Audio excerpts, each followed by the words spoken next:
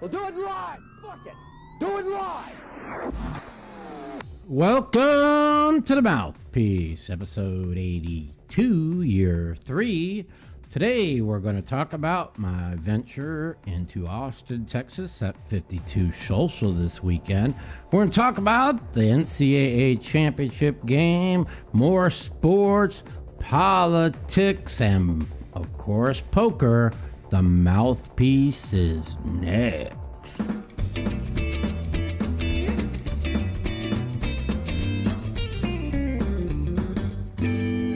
Yo,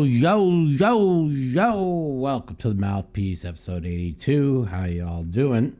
First thing I want to talk about is, sorry, the last episode was not up for a while. YouTube decided that they almost kicked me off YouTube for life for saying something about the 2020 election. So I have to do a podcast and watch everything I say, or the communists are going to take down my channel. So what a world we live in. God bless Elon Musk. He's like the only savior of the country from free speech, because the big tech, they control the information now, and they think that if they put out one side of the information that they could have an effect on more elections coming up. So we have to watch what we say politically, and that's basically it. So anyways, I'm going to be in Austin, Texas this weekend, Saturday, Sunday, Monday, and Tuesday. I'm going to be doing meetup games. I also have a bounty on my head on Sunday's tournament at 52 Social.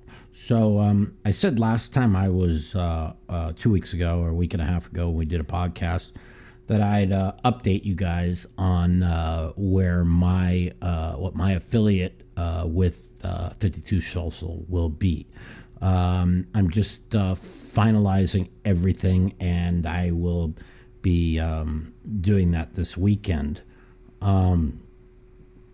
Most of my podcast after this is probably going to be live from Austin, Texas at 52 Social. They want me doing the podcast from there, which is good. It's good for the podcast. It's good for poker, and it's good for them. So I'll be probably doing the podcast there every 2 weeks, probably. I will be moving to Austin, Texas, but it probably won't be till after the World Series, because the World Series starts in 2 months. It's I have my house. I'm kind of locked in here till August, so it, with the World Series a month and a half away, it kind of makes zero sense for me to move now. So that's kind of what's going on with that. Poker in Texas is blowing up. It really is. Our place is 2.5 miles from the lodge, and I really like the people at the lodge. The owners were so nice to me when I was there, and a lot of people think, oh, I'm working with 52 Social, and I have no interest in wanting to hurt the lodge. I'm hoping that we can build it up, and the lodge and our place does really, really well. So that's my goal. Me and Doug are really good friends. Pretty good acquaintances. We get along great. So, he's good dude, and I wish him and everybody at the lodge a lot of success. And hopefully we'll do well, And, so that's the start of my venture into Texas. And, of course, I have a spam phone call. It's pretty funny. And then Let's going over to poker, which is probably the most important thing I guess we could talk about. Is things are well. Knock on wood. We are still on a really, really, really nice winning streak. But it's going to come to an end, and I expect it to come to an end soon. So I'm prepared for it, but playing great and running good are important. Actually, the last 2 sessions ago, I didn't play that good. I ran a retarded bluff for no reason. Bluffed off like 11,000. But I ended up getting winner in the game. Had to grind back. But I'm playing well. It was the first time I got caught when running a big bluff in I don't even know how long. They think I'm so tight, and then I just rob them, And then my timing's so good. I'm not a braggy type of guy. My ego was big in the early mid 2000s up until probably 2008, 2009, and then I control my ego now. And am I the best player in the game? Yeah, but I'm not gonna say anything. I mean, Phil and me got in a little fight in the game the other day, and he got all mad, and he can't take it that I win all the time and he's been losing. And he just throws a fit. He's like, Mikey, he's like, I'm 100,000 times a better no-limit player than you are. And all you do is win, and all I do is lose. I'm good at no-limit hold'em. Oh, you are? Hello, are you good at no-limit hold'em? My ROI is the best ROI in history, I'll say that. Wow. Nice to see you, Phil. Anyways, and listen, Phil's a great tournament no limit. He's the best tournament player of all time, But he is not that good an online cash player. And he thinks that here's the funny part. Phil final tables final tables in 7 different events at the World Series last year, right? I spent hundreds of hours working with him in the mixed games because he's my friend. I wanted him to be successful, because days of winning bracelets and no limit hold'em are much tougher than the old days. So if he didn't learn mixed games, he wasn't going to win more bracelets. So, I care about him. We're good friends. I really wanted him to do well. So when I see him doing things that are wrong in the no limit game, and listen, if Phil's better at no limit hold'em, he's better, but he's not that much better. He's always what feared me back in the day, and he knows how good I am. And it's just, when I try and give him advice, I'm up 28 million playing no limit hold'em. I don't want your fucking advice. I forgot more about no limit hold'em than you'll ever know. Okay, Phil, whatever you want, buddy. You don't want my advice? All right. So he'll keep losing until he listens to me or whatever, I can't make the guy listen to me, but we're all good. It's pretty funny. I'm like, Phil, it's poker. I don't play and say, oh, I wonder if I don't play in them when Phil loses and I win and say, I'm better than Phil Hellmuth. Because he's like, you think no, I don't care, Phil. All I want to do is play and win. I don't give a fuck. You can take the title of 1,000 times better than me. I just don't care. He just doesn't understand that. So, yeah, Brandon, Ivy used to be the GOAT. I don't believe he's the GOAT now. But yeah, he was the GOAT for a long period of time. So what's funny is, and again, like I just commented on, I really don't give a fuck who's better or anything. I think Doug Polk's fucking 100 people list is a joke. think I said it last time on the thing. I'm like, I'll put up $1 million. I'll grab 50 people off that list. We'll play 12 games, and we'll see who wins. 50 people. I'll pick 5 of the 50. I'll pick 50, and I'll pick 5, or I'll pick 3, and Doug pick 3. We'll play all the games, and we'll see who does what. So I'm not looking to care who's better, but I think it's pretty funny that I'm not on that list, and there's 50 people in front of me that couldn't beat me in another lifetime. So, but that's people have their own opinions, and I'll just keep printing money and enjoying my life, and they'll enjoy their lives. So, poker's good. Pain is good today. It's been a little rough the last week. Lately, my legs have been burning really bad. I don't know what's causing it. So the weather's good today, so that's probably why I'm not in pain.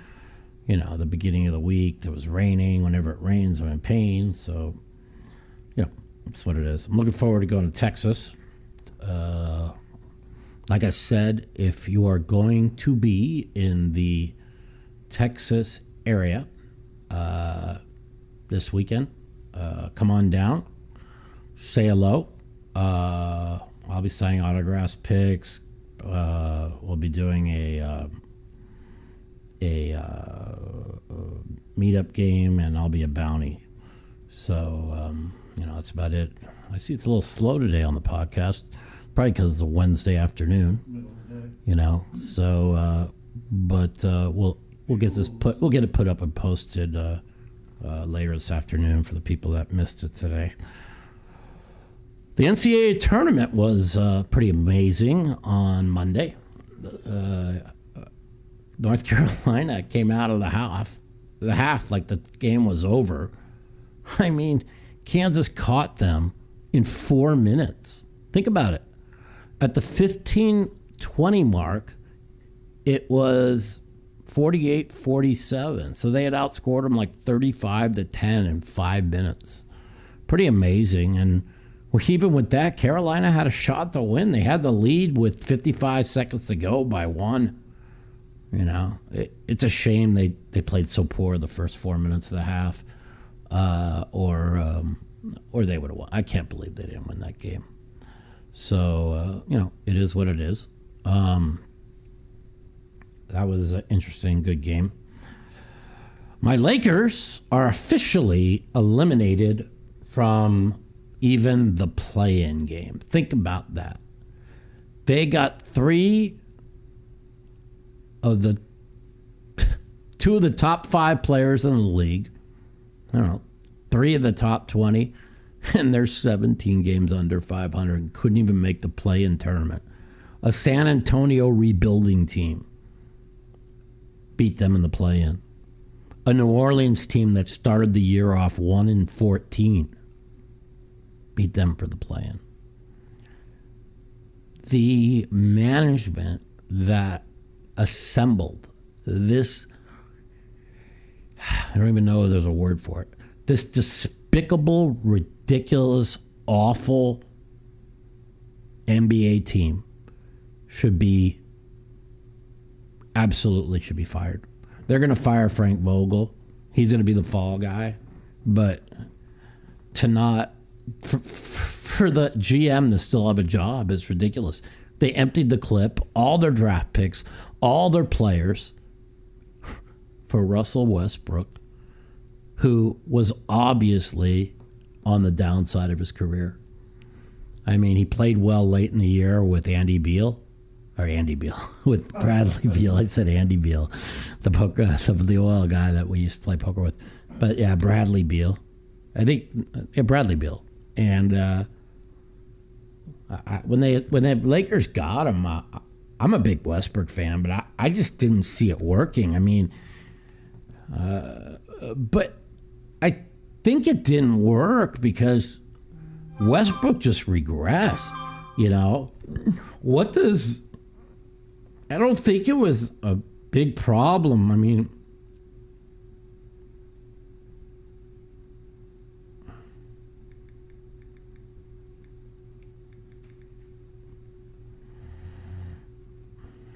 hold on one second. I'm being accused of giving somebody lessons that I never did.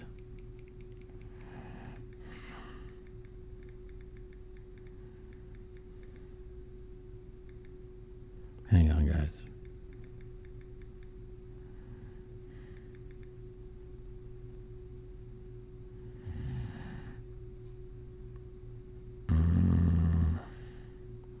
Anyways, okay. Meetup games, I just got a text, are going to be Saturday. I'm going to be starting at 4 p.m. So Saturday, 4 p.m., I'll be doing meetup game at 52 Social. Sunday, $52 buy-in celebrity bounty tournament starting at 2:15. And then Monday, we're playing a big no-limit game. And Tuesday, we're doing more meetup games at 4 p.m. So I think we're playing 50, 100, or 1 and 200 live stream on, what day was that, Sunday? Monday.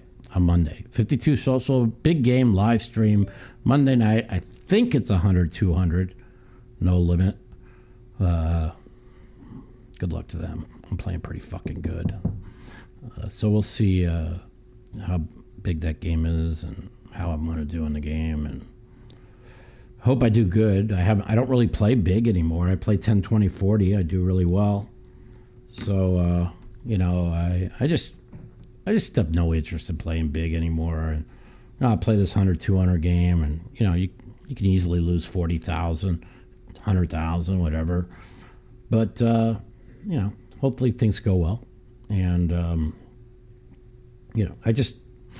it's weird, I've talked on the podcast for the last couple of years, what I've been through, how hard it was to get back on top and pay off most of my debts and to be doing really well. So, playing a big game, big 100, 200 game, it's, I don't play scared, but, you don't want to lose 50,000 when you're been doing so well.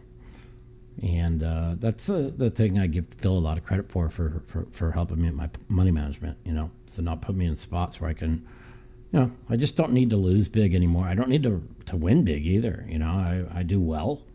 I live a really good life, except for my pain I'm in all the time. So can I play as big as I want? Sure, but there comes a time when you get a little bit older and you deal with what I've dealt with, and you don't want to put yourself in position to lose 50, 100,000 or anything like that. So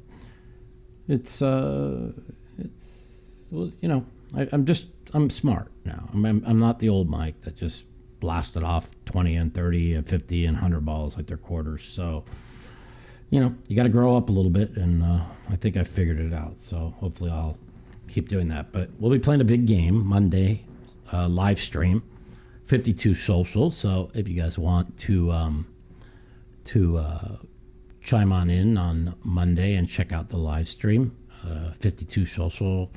There should be. I'll be on my Twitter and my Facebook. I'll be putting up the live stream for you guys to check it out. So that's on Monday. Let's see what's going on in the world of politics. Did anybody see Joe Biden yesterday? I mean, Obama was at the White House. Joe Biden's walking around in circles, and not one person would talk to him. Did you see that? That is the scariest vision I've ever seen of a U.S. president in history. I mean, what that video shows you is Biden's not the president. He's not Obama's the president. But we already knew that anyways. You know what I'm saying? But that was pretty obvious. Everybody's talking to Obama. Fucking Biden's walking around by himself. He puts his hand on Obama's shoulder. He pushes. Did you see that?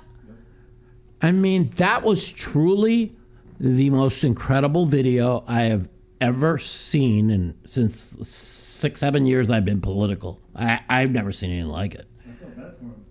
It's elder abuse is what it is. I said it before the election. I'll say it now. It was all they hid this guy from the people. It's elder abuse. The guy should be in an old age home. I feel terrible for the guy. It's unbelievable, man. I mean, even for my people on the left that are listening to the show, if you didn't see that video, it's scary. There's not one person that's listening to the show right now that could go look at that video. Just Google video of Biden yesterday at the White House wandering around or whatever. And I don't care if you're on the left or right. I mean, there needs to be like the 25th Amendment invoked. I mean, he can't run the country. We got a guy that's trying to start World War III, and we have to worry about a guy that doesn't even know where he is in a room of people. And the scary part of that whole video was nobody cared about the president of the United States. They were all sucking up to Obama. So what does that tell you? It tells you that Obama's running the country. There's no way what I just saw there that Obama's not running the country. And he came back to the White House because they're trying to change the narrative and bring up health care. And, that's what the Democrats do. They have nothing to run on. Their policies are terrible. Their bullshit social justice issues are all con artists because they don't give a fuck. Everything they say is a con, but trying to change the subject and pivot to Obamacare is not going to help them. They need to pivot to the gas prices and the inflation. I mean, this needs to be addressed instead of not addressing it. It needs to be addressed. It's true. And H.R. Jackman, the media, is the enemy of the people. And everything. You know what the scary part is everything Orange Man Bad said during the 2020 election is all true. Everything. From the Hunter Biden laptop to the fucking weakness, to the Afghanistan thing, to the fucking worrying about Russia, okay, because Biden is weak, to the $7 a gallon gas. Everything Trump said it come out to be truth, and he's going to be. Listen, I don't want Trump in office in 2024. I'm a big Ron DeSantis fan, so. I hope he wins the primary, but I don't think he will because he's a Trump loyalist. And Trump's going to win the presidency again. He's going to win in a landslide. And, as good as his policies were for the country, which I always told you that, I just think he's a jerk off, but he's got all this ammo to put in commercials, how they lied, how they suppressed all the info in the 2020 election, how he's got so much ammo against the Democrat. He's going to win. So it sucks because I'm going to lose $10,000 to Phil because I bet Phil $10,000 that he was never running in 2024. Because if he felt that they stole it in 2020, what's to think they wouldn't do it in 2024? So I'm surprised he's going to run. But we'll see. I don't want it. So, anyways, that's what's going on with me. Let's see what the Golden Knights have somehow won 5 in a row. I might go to the game tonight. Feeling pretty good. I just booked a $10,000 win in my home game in the game I play in. So, had a good day today. And I'm feeling good. Probably go to the hockey game tonight. They won 5 in a row. If they win tonight, they'll be 2 points back of the Kings for second place in the division. But they got to win every game. They won 5 in a row. They all against weak opponents. They got one more weak opponent tonight. They get that done. They've got 2 out of the next 3 against weak opponents, and it'll be maybe they win all 9 and go on a 9-game winning streak. And basically, they had to go 14-4 with 19 games left, and they've won 5 in a row. So out of the 9 games coming up, I think they have 9 left. They need to I believe if they go 6-3, they are going to make the playoffs. So that's my opinion. So we'll see what happens. They had a lot of injuries, and if they get healthy, they're dangerous. They can be dangerous come playoff time. So if they make it, so we'll see what happens there. All right, let's take some phone calls, and we can talk about whatever you guys want to talk about. We're talking about Texas Poker Room, sports, politics, whatever you guys want. You want to shoot the shit? Let's go. The Mouthpiece. If you'd like to take part in our phone call segment, you can give us a call at 702-329-0480. And if you're a snowflake or a pussy and you don't want to talk to me, you can email me at mouthpiecepodcast@gmail.com. Also, follow me at the Mouth Matiso on Twitter for times that our call-in segment will be live.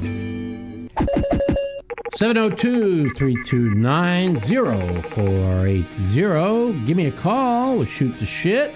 702-329-0480. It's a little bit slow on a Wednesday afternoon, but give me a call. Tell me what's going on.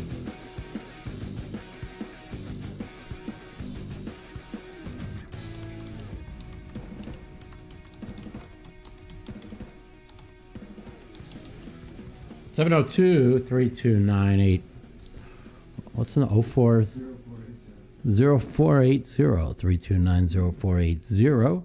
Give me a call, and we'll shoot the shit. If you don't fucking call me, fuck off. I don't give a shit. And man, what the fuck, man? Where's the love? There's nobody loves me anymore. I don't give a fuck. It's so funny that Brandon will talk about Trump and them like that. Meanwhile, they've only investigated every part of his fucking life for the last 6 years, and what did they come up with? Oh, zero. Oh, wait. Everything corruption is on the laptop? Oh, that's all true. What up? Welcome to the Mouthpiece. This is Mike. So, Mike? What's up? Lower the volume. How you doing, man? Good, how are you? I'm good, buddy. Who's this? This is Jeff calling from Dallas, Texas. Jeff from Dallas. I'm going to be in your home state there on Friday. What are you up to?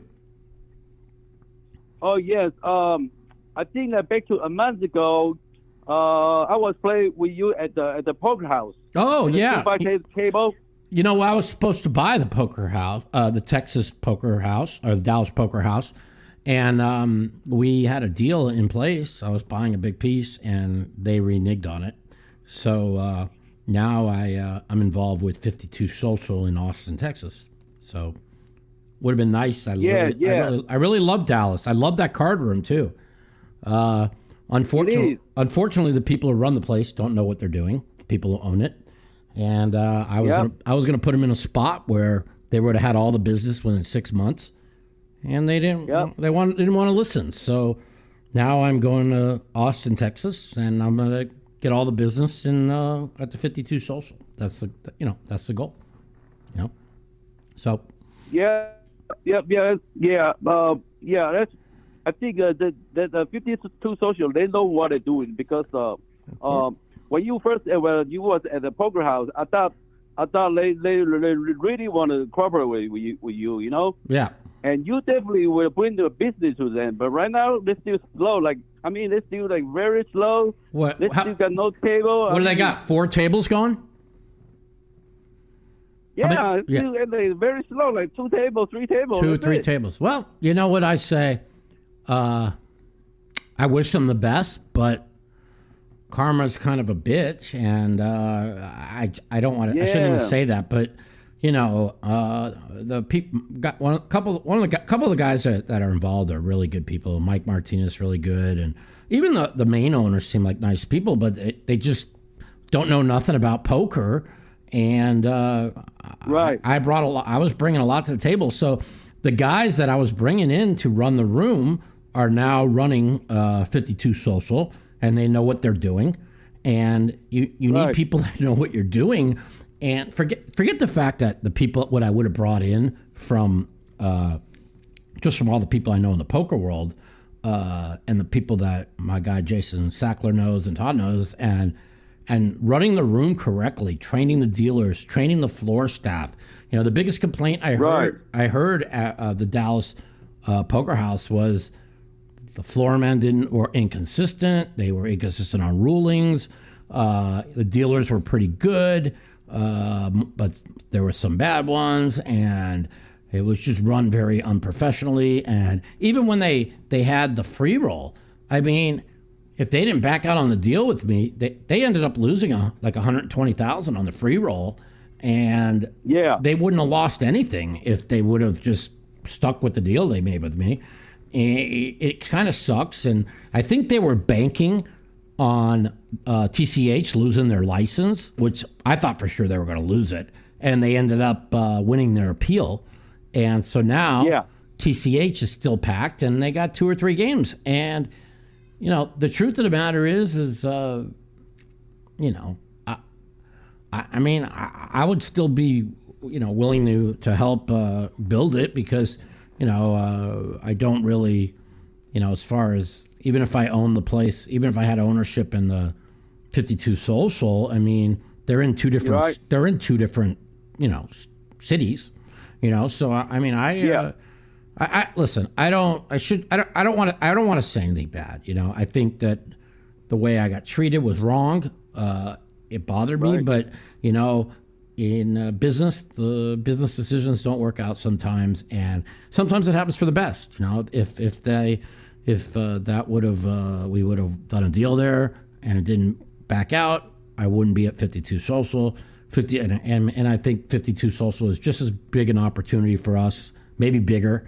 And maybe things happen for a reason. That's basically what I have to say. So, we have less than a month later, the 52 Social situation came up, and the guy who runs the place I've known for many years, and I think we could have a good relationship. And again, I've got professional people running 52 Social now. Whoever was running it before, I don't know. But the people running it now are very good friends of mine. They were, and you met them. You met Todd and Jason when we were there. When I'm pretty sure you did, right? You met at least one of them. You probably met them both. Yeah, they're the guys that were there with me, and so they are the manager, the general manager, and assistant manager now at 52 Social, and so I look forward to working hard and building that place up and helping. I just think Texas poker is just lit right now. And so I think that with the people I know, we'll bring out a big tournament here probably. I'd have to say after the World Series, we're probably going to run some $10,000 seats. We're going to give away probably one seat on a weekend for the main event every weekend. That's what we pretty much have in store, which should bring in, 20 table tournament. For a $10,000 seat, probably do it on weekends. It seems the weekends are pretty much busier there. Would you agree? In the Texas, it seems like you get a lot more players on weekends. So, we're probably going to run I'm not sure, maybe a Friday night satellite for the main event. But I'll be talking over. I'm not, that's not set in stone yet. But there's a lot of things we got coming up. A lot of big things for the club. So. I don't know if have you been there yet by any chance? No, actually, I know. If I drive from Dallas to there, it took around like 2 hours. Yeah, I think it's a 2 hour and 20-minute drive. I'm pretty sure. Yeah. But I mean, it's not that bad, Yeah, I mean, the truth of the matter is like I said, I'm not trying to take or hurt any of the lodge's business or anything. I'm hoping we build the club and we bring more and more people to the area. But one thing I think we have a big advantage is we have a full bar and we have a full restaurant. And that is that's a game changer when the place down the street does not have a bar and a restaurant. I think people want to drink and play poker.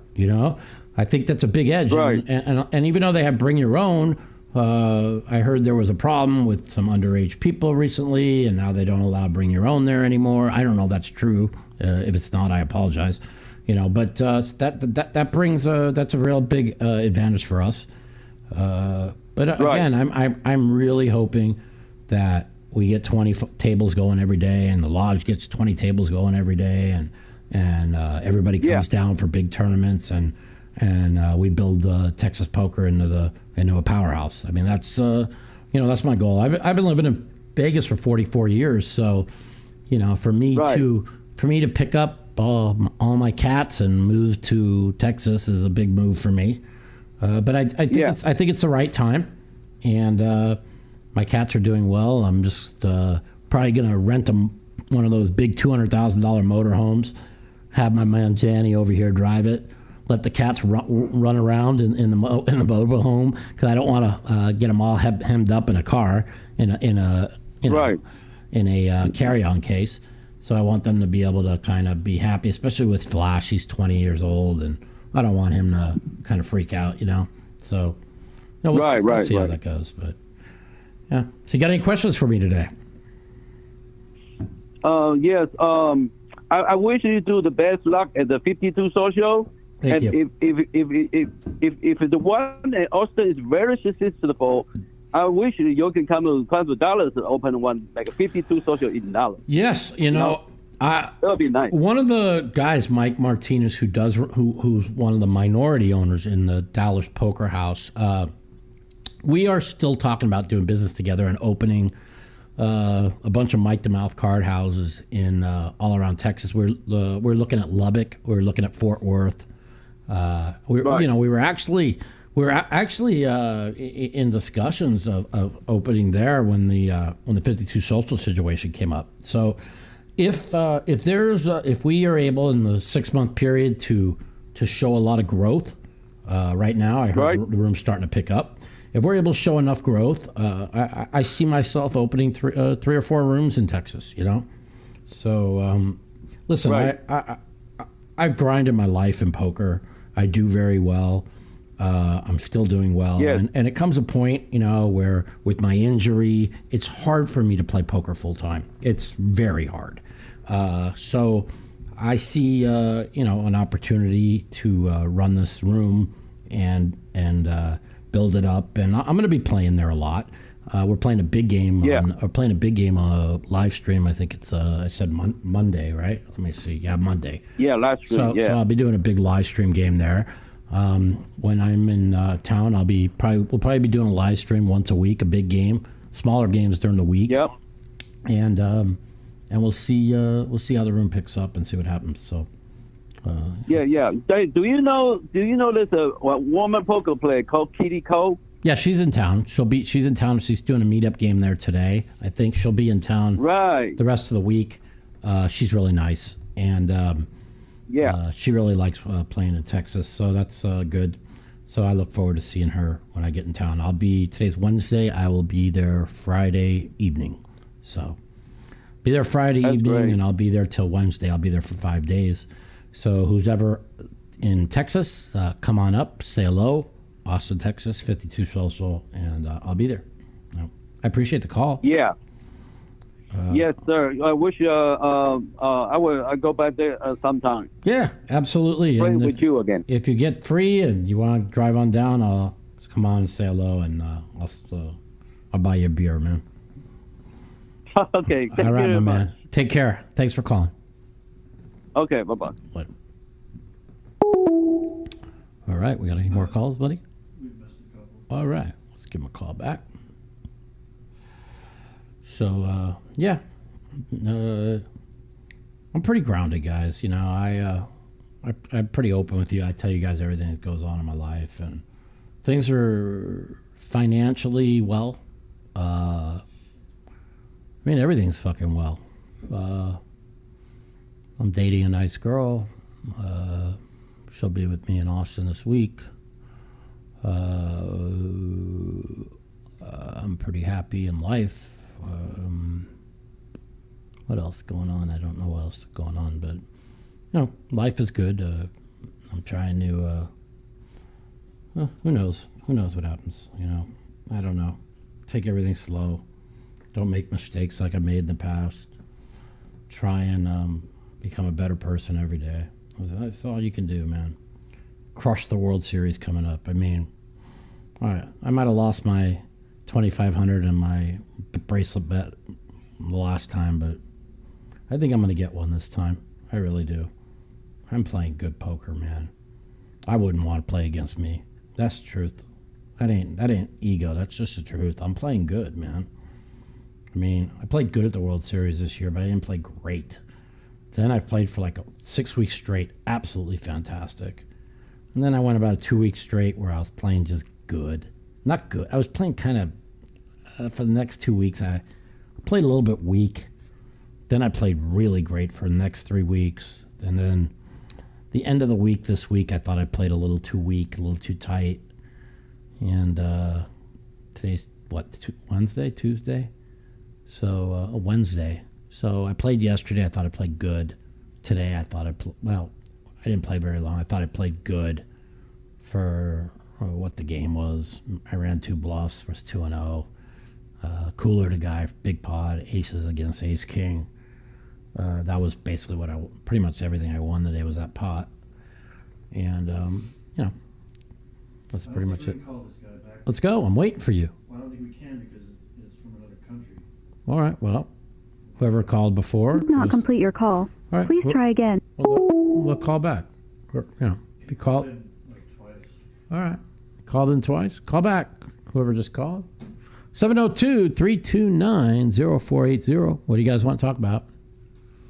Talk about poker, sports, politics, fucking whatever's going on. Welcome to the Mouthpieces, Mike. Complete your call. Try again. Hello. Hi. Hey, what's up? Lower your volume. Thomas Mudry. Yeah, lower your volume in the back. Okay. Yeah. I did. No problem. How you doing? Who's this? Oh my God. So I'm live. You are live, my man. What's your name? My name is Thomas, and Hey, I'm calling from Rotterdam, the Netherlands. Oh, wow. Well, nice to meet you. Thanks for calling in. We appreciate it. Well, I have been listening for years for thank you. your podcast, and I just how are you doing? I'm absolutely doing great. I've the last COVID was life changing for me in a positive way. A lot of people struggled through COVID. I flourished through COVID. So COVID was good. But you did get the virus, and you were vaccinated. Yeah, I got it twice. Yeah. Well, fuck the vaccine. Well, I can't say fuck the vaccine because the communists that run fucking YouTube will accuse me of misinformation. Because everything goes against. I had the vaccine also twice, but I took it initially because I wanted to travel to Hungary, right, where I was born, and I needed the QR code, right? Yeah. So, but when I went to get the vaccination in a year and a half ago for the first time, yeah. I had to wear the mask. Yeah. And initially, the mask I only wore in the shop, in the grocery store. Mm-hmm. And so I have chronic hyperventilation. I don't know how it's called in the US. Okay. But so I cannot wear the mask all the time. So I get vaccinated only to go to my home country in Hungary, but when I get the vaccine, I had to wait for an hour in the line, and I just couldn't imagine myself wearing the mask for 8 or 10 hours straight between my home and the train station and the airport and the flying to Hungary, So I didn't go to Hungary. Yeah.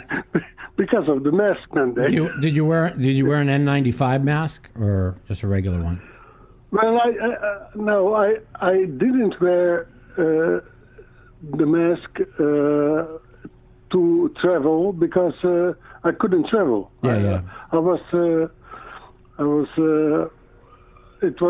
too awful to wear those things. I can't wear. I refuse to wear more than an hour. I think I've worn a mask literally in 2 years for a total of. Well, I flew. I had to wear a mask when I flew, but I had the fake mask that you could breathe out of, so I wore those. And but I might have worn a mask for 2 hours in 2 years. That's what I think of the bullshit. I just think it's all bullshit. So I hear you on your podcast, and I agree with you. I have two questions, if sure. I may. Sure.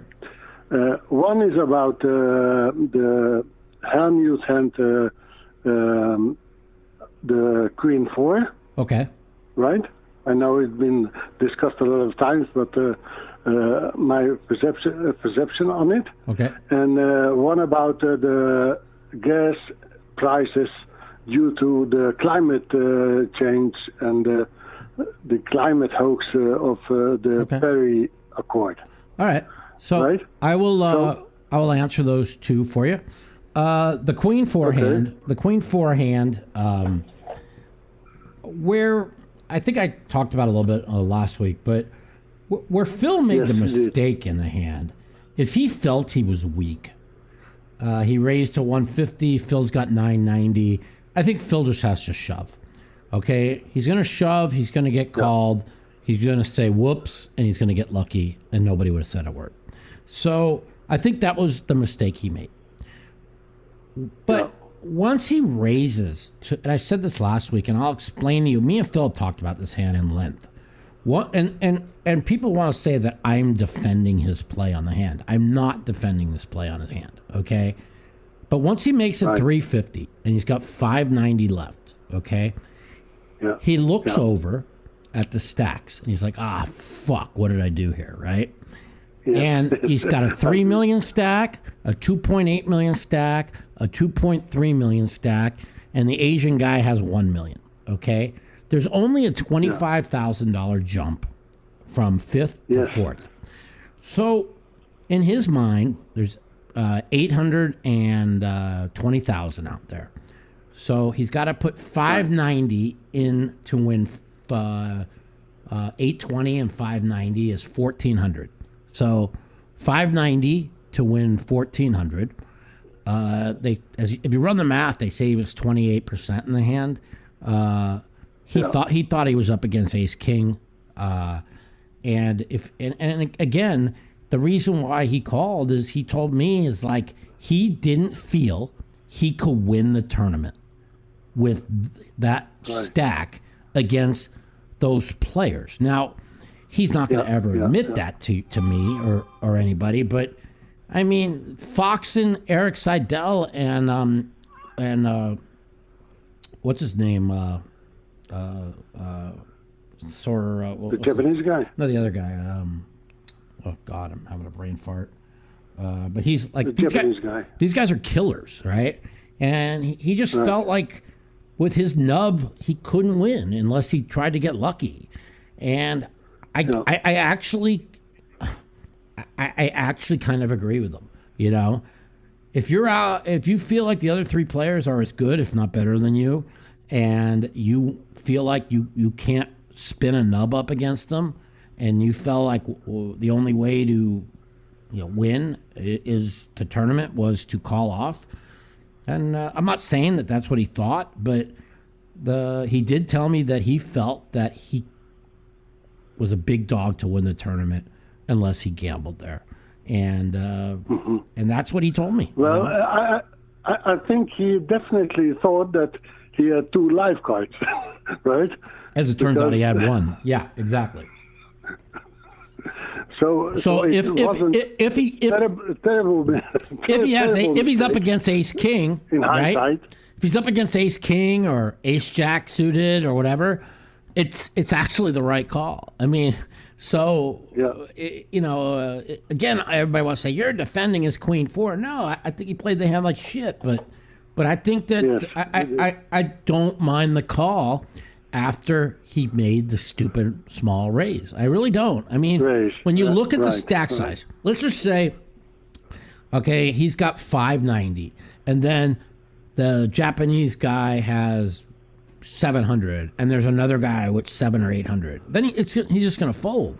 But with everybody having 3 million, 2.8 million, he just felt like he had to get lucky. And again, I'm not saying that that's the right decision, but well, he said it afterwards. If he's wanted to chance to win that tournament, he had to gamble. Yeah. And right? So listen, I don't really mind it. Okay.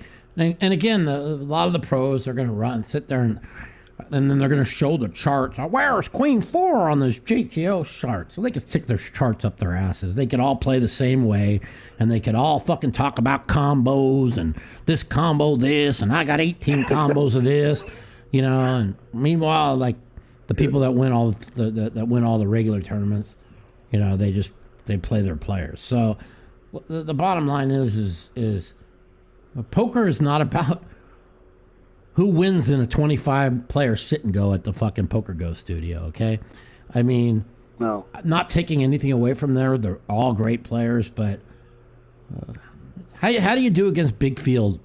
Who's doing good against the big field no limits? Campbell does well. Darren Elias does well. I mean, there's a bunch, like 4 or 5 of them that do really well. So, you got to give credit where credit's due, but I don't think whoever does good in the 25 people in the Poker Go studio means anything. I just don't, Just remember. So eventually he got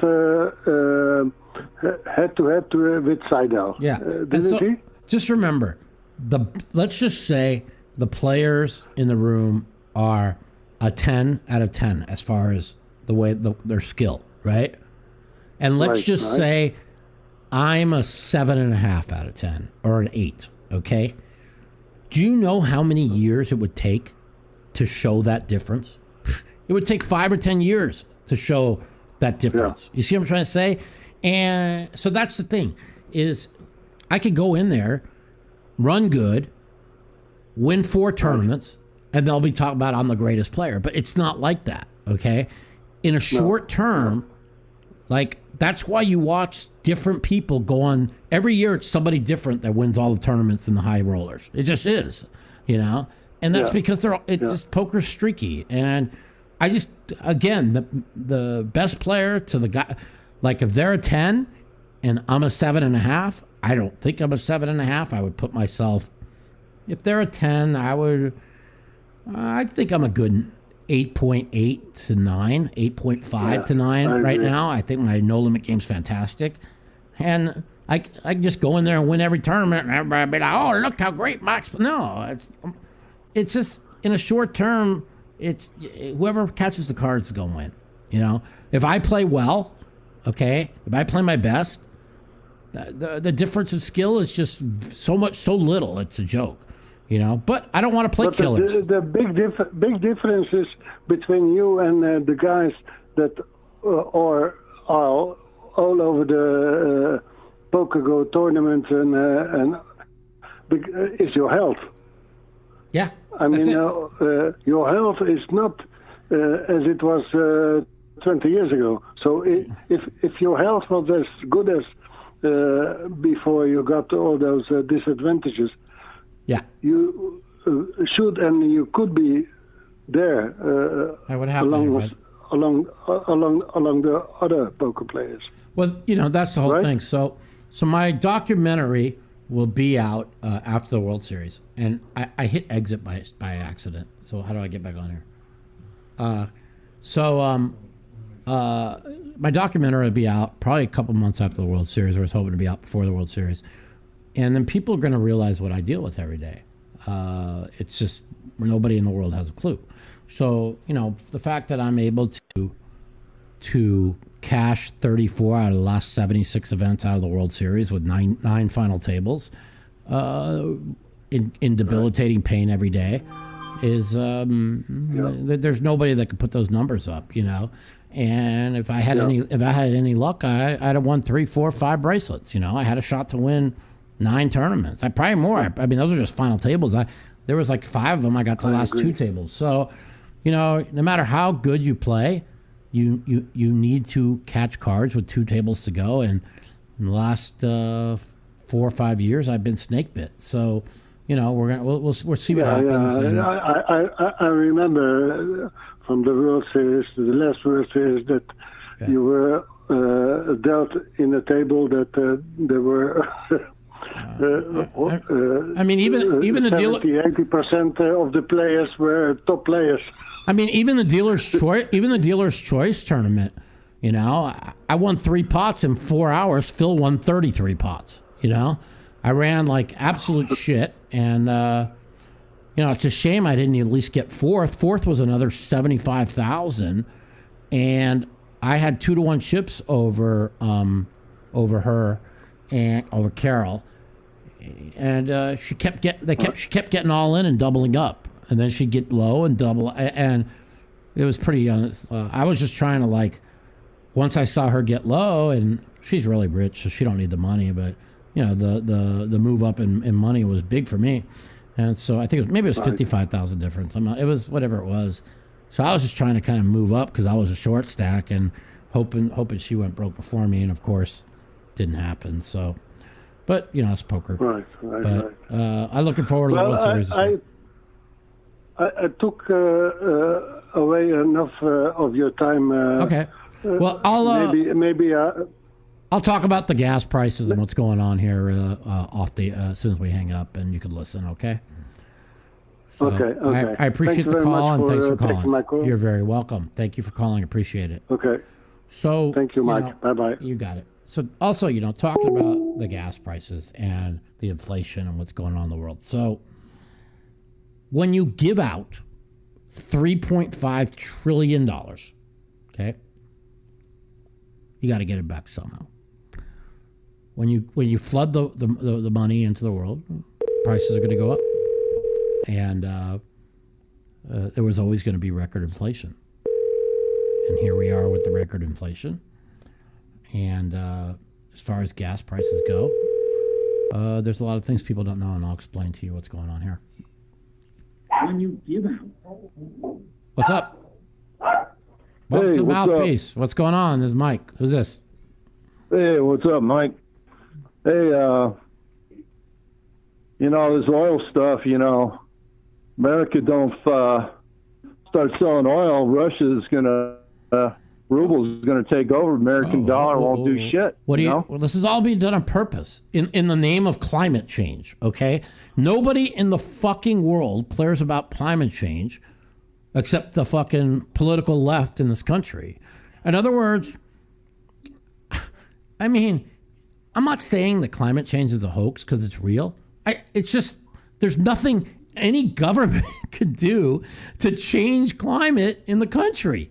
I mean, the climate's changed 1,000 times in 2 billion years, They want to say it's man-made, but where's the proof, There's 3.5 billion years ago, and with a B, they could tell by drilling into the ice, into the ice caps in the Arctica and stuff, that the CO2 levels were 5 times higher 2 billion years ago than they are now.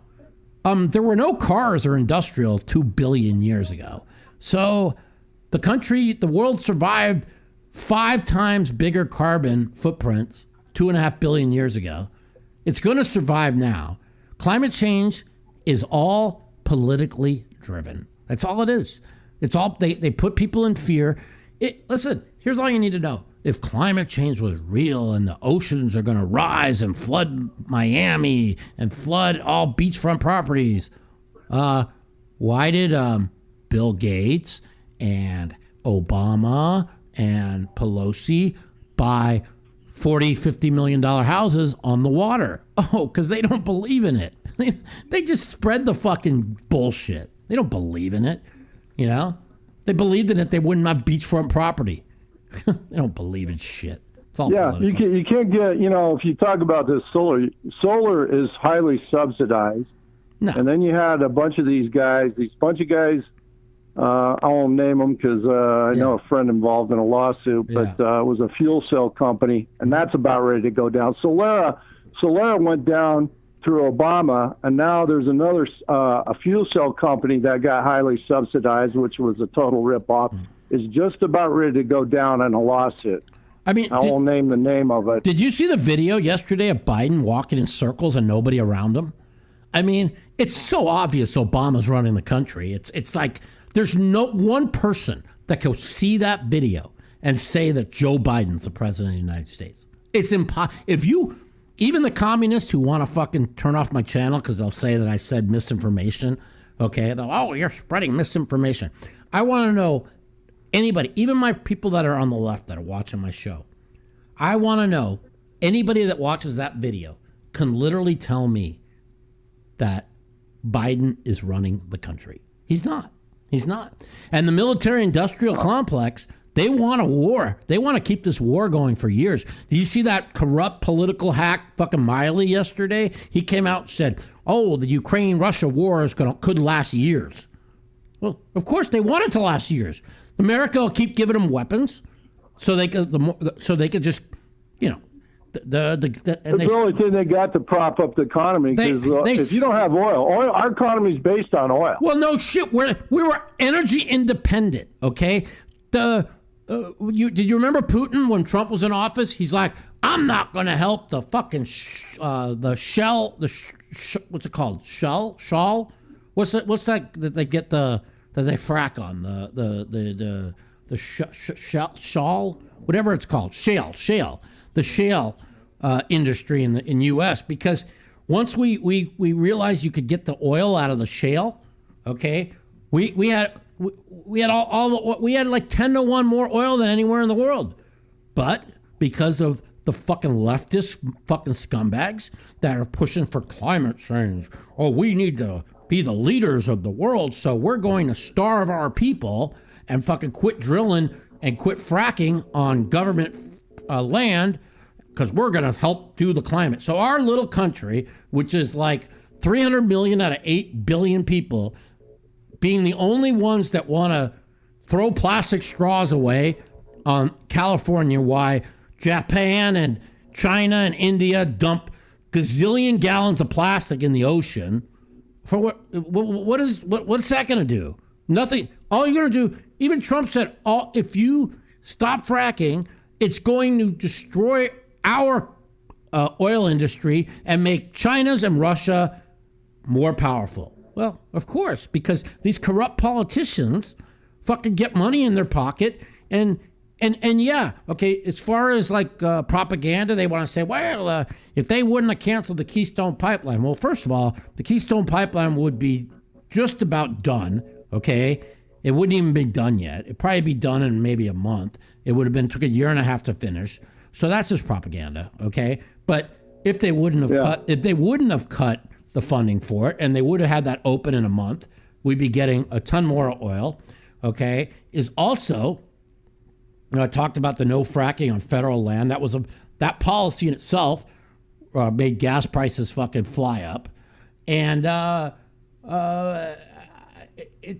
Trump in 2020, do you remember when oil was like $0 or minus $20, right? Because nobody was traveling because of the pandemic. You remember that? Trump bought. Yeah, it was minus 38. Trump bought like 40 million barrels of oil or whatever he did to put in the reserve. And then he wanted to buy like another 500 million barrels to put in the reserves. And the Democrats wouldn't allow it. And again, people don't realize how fucking educated I am. Anybody on the show wants to go look, Google Trump reserve oil, and the Democrats fucking would not allow it. If we had those reserve oils right now, the gas prices wouldn't through the roof. The gas prices are through the roof because we have bad policy, okay? The Democrats are fucking living in a social justice world They're in a they don't understand everyday people. I understand everyday people way more than anybody who's in an office. They're all out of touch millionaires. They don't have a clue who's struggling. And they are going to be literally destroyed in the midterms. I mean, anything less than a 70-seat advantage for the Republicans would be an absolute criminal. I think they're going to get 100 seats. And I think they're going to flip 5 Senate seats. And if they get a supermajority, if they have a 60-40 Senate lead and a 100 seat in the House, Biden and Harris are going to get impeached. Okay? And they're going to have to put this. They got to put the 25th Amendment on Joe Biden. He doesn't know where he's at. I said this 2 years ago that he had dementia and it was elder abuse. And in the last year and a half since he took office, he's gone so far downhill that, and I don't wish it on anybody. Okay, even though he's the most corrupt human probably to ever be in office, and the Hunter Biden laptop will tell you that much. And listen, you put a 47-year-old swamp creature that's been corrupt his whole career back in the presidency. What did they think was going to happen? Well, Trump is. I don't even think they'll take him out if he shits his pants. He starts shitting his pants on stage. I think they'll still try to. Oh no, he'll be out. He'll be out after the midterms. He has to be removed. Okay, he can't. He doesn't know where he's at, man. He must be. The thing is nobody wants Kamala. He's polling at 38%. She's polling at 22%. You know, and I think she's the most evil person that ever. I think like Hillary Clinton's not as evil as this woman is, and she doesn't even know what she's doing. So they're very afraid to have Kamala in. But the thing is they need to wait till after the midterms. If they pull Biden before the midterms, it'll be even a bigger catastrophe because what that does is that shows weakness, and they can't show weakness. You see what I'm saying? They're trying to hide him. Oh yeah, totally. But because of the fact that, and I made a bad bet. I said he will not be around a year after the election. But then I did some reading and realized that once the midterms happen and then they swear Kamala Harris in. Now remember, the Democrats are all about identity politics. So they want to say we put the first black African American woman in office. Look what we did, because even though she's not really black, she's half Jamaican, half Indian, but the Democrats just make shit up. So they're going to put her in office and say, look, for social justice, we put the first African, and they're going to put her in office. And I just bet Phil. He laid me $7,500 to $5,000. I said that Biden will not be the president within 6 months of the midterm election, and I really believe that. There's zero. They can't keep him in office. The thing is he's going to be impeached, and they're because of the fact he can't. Again, I don't want to say anything bad, but it's elder abuse. He can't keep a word. He went up in front of the world with a cheat sheet card in front of him, and he couldn't read off the cheat sheet. Okay, this is very dangerous for this country, especially you're letting these corrupt generals like Miley create policy that want to start World War III because they don't care about our kids dying. They just care about money in their pockets. And so I'm very worried. I'm very worried for the country right now with this guy in office. I'm so, and when Trump lost, I really wasn't worried with Biden. I knew he was brain dead. I knew he had dementia, but I just figured the people pulling the strings would keep it in line. And they have Obama right now, who's probably running everything. But, I don't know. They're definitely going to swear her in. So then they could tell the whole world how they broke the color barrier and put the first act. And that's what they do. They're all about. That's why before every election, they accuse police of being racist. They start a race war in the streets. They get the black people angry. And it's all a lie. I mean, there's no blacks killing fucking white officers killing black people. I mean, there's an average of 11 and a half unarmed black people died the last 10 years by a white officer and something like 22 white people. And it's just, they poll the Democrats. They had a poll. 61% of the Democrats think 1,000 unarmed black people have been killed a year in the United States when there hasn't been 1,000 unarmed black people killed in 70 years. 100 years together. It's just insane. And then they repeat it, get them angry. You have all the fucking the uneducated sports people come out. Black Lives Matter. How about that? The Black Lives Matter people, they're being indicted for embezzling $60 million of fucking people's money. It's all a scam. Oh yeah, Clinton's ex-lawyer is helping him now. Yeah, they're all scam artists. The thing is all the people. If you listen to my show, everything I've ever said about COVID policy, fucking the Democrats, the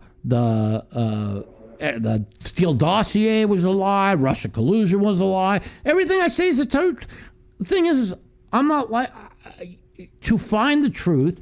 You can't just watch Fox News, CNN, MSNBC. You have to go to left-wing media, go to right-wing media, get out of your comfort zone, okay? Because confirmation bias is easy. It's easy for me to turn on Fox News or Owen every day and say that's fucking fact, okay? But there's a lot of propaganda on right-wing media too. So you've got to find the truth. And yeah, that right wing, they don't want to delve into the nitty gritty of the Constitution, especially the 16th Amendment. You know, getting their money from us. They don't want to get into Title 26, where it says there in 7701 in the code there that it's all the Internal Revenue Code was written for the District of Columbia. That's the definition of United States for internal revenue purposes. When you try to get these politicians talking about taxes, all they can do is say, "Oh, you need to pay your fair share." Where is fair share in the Internal Revenue Code? It's nowhere. Nowhere. Because what they do is they got us by a 1040 form, and once we sign that, we're fucked. They're criminals. But you know? But you know, they're criminals, all of them. Like a guy that's listening to my show right now, he just wrote, he goes, well, Trump lied about everything. You know what Trump lied about? Trump would say, okay, I had the biggest crowd inauguration ever. No, we all know he didn't, right? I had 100,000 people at my rally. Well, he had 20,000, right? He over-exaggerated, okay? He did thousands of these little white lies, right? But those little white lies were meaningless. They did nothing to hurt the country, okay? You know why they needed Trump out of office? Is when he tells the truth, okay? When he goes up on that stage in front of at his rally, and he said, the people in the military love me. All the soldiers love me. He goes, the generals don't like me because they don't like the fact that, and he calls out the military-industrial complex and them wanting to start a war. Now, that's why they got to get him out of office. They don't care when he tells lies. They care when he told the truth. Yeah. Okay? Yeah, and even Attorney General Barr, you know, he said, I don't like the guy. I don't like Trump. But you know what? He gets the job done. Yeah, and remember when Attorney General Barr said that mass mail-in ballots could cause a constitutional crisis, and they were very worried about starting a civil war because because of all the mass mail-in ballots, you can't control them, and people are going to feel the election might have been stolen. And you know, if you look back at things that happened, there's a lot of shady stuff. You know, so you know, it is what it is. I'm not going to say anything about it. I don't want them to cancel my channel here, but you know, it's when Bill Barr said it. You know, he was worried about a constitutional crisis, and then we almost had it on January 6th. You know, I mean, they want to say it was an insurrection, that nobody died and nobody was shot except an unarmed Trump supporter, but there was not an insurrection. That was a rally with 50 people out of 50,000 that got rude, and another 350 people, total of 400 out of 50,000, trespassed on the Capitol, and that's about it. But they don't talk about the Black Lives Matter protests in 2020 when they burned the country down. They fucking burned down how many thousands of businesses? They burned down 150 businesses, burned down just around the country from the George Floyd protest. Okay, they took over a police station in Seattle, burned it to the ground. They took over 3 blocks called it Chaz. 3 people got killed, or 2 people got killed. That's an insurrection.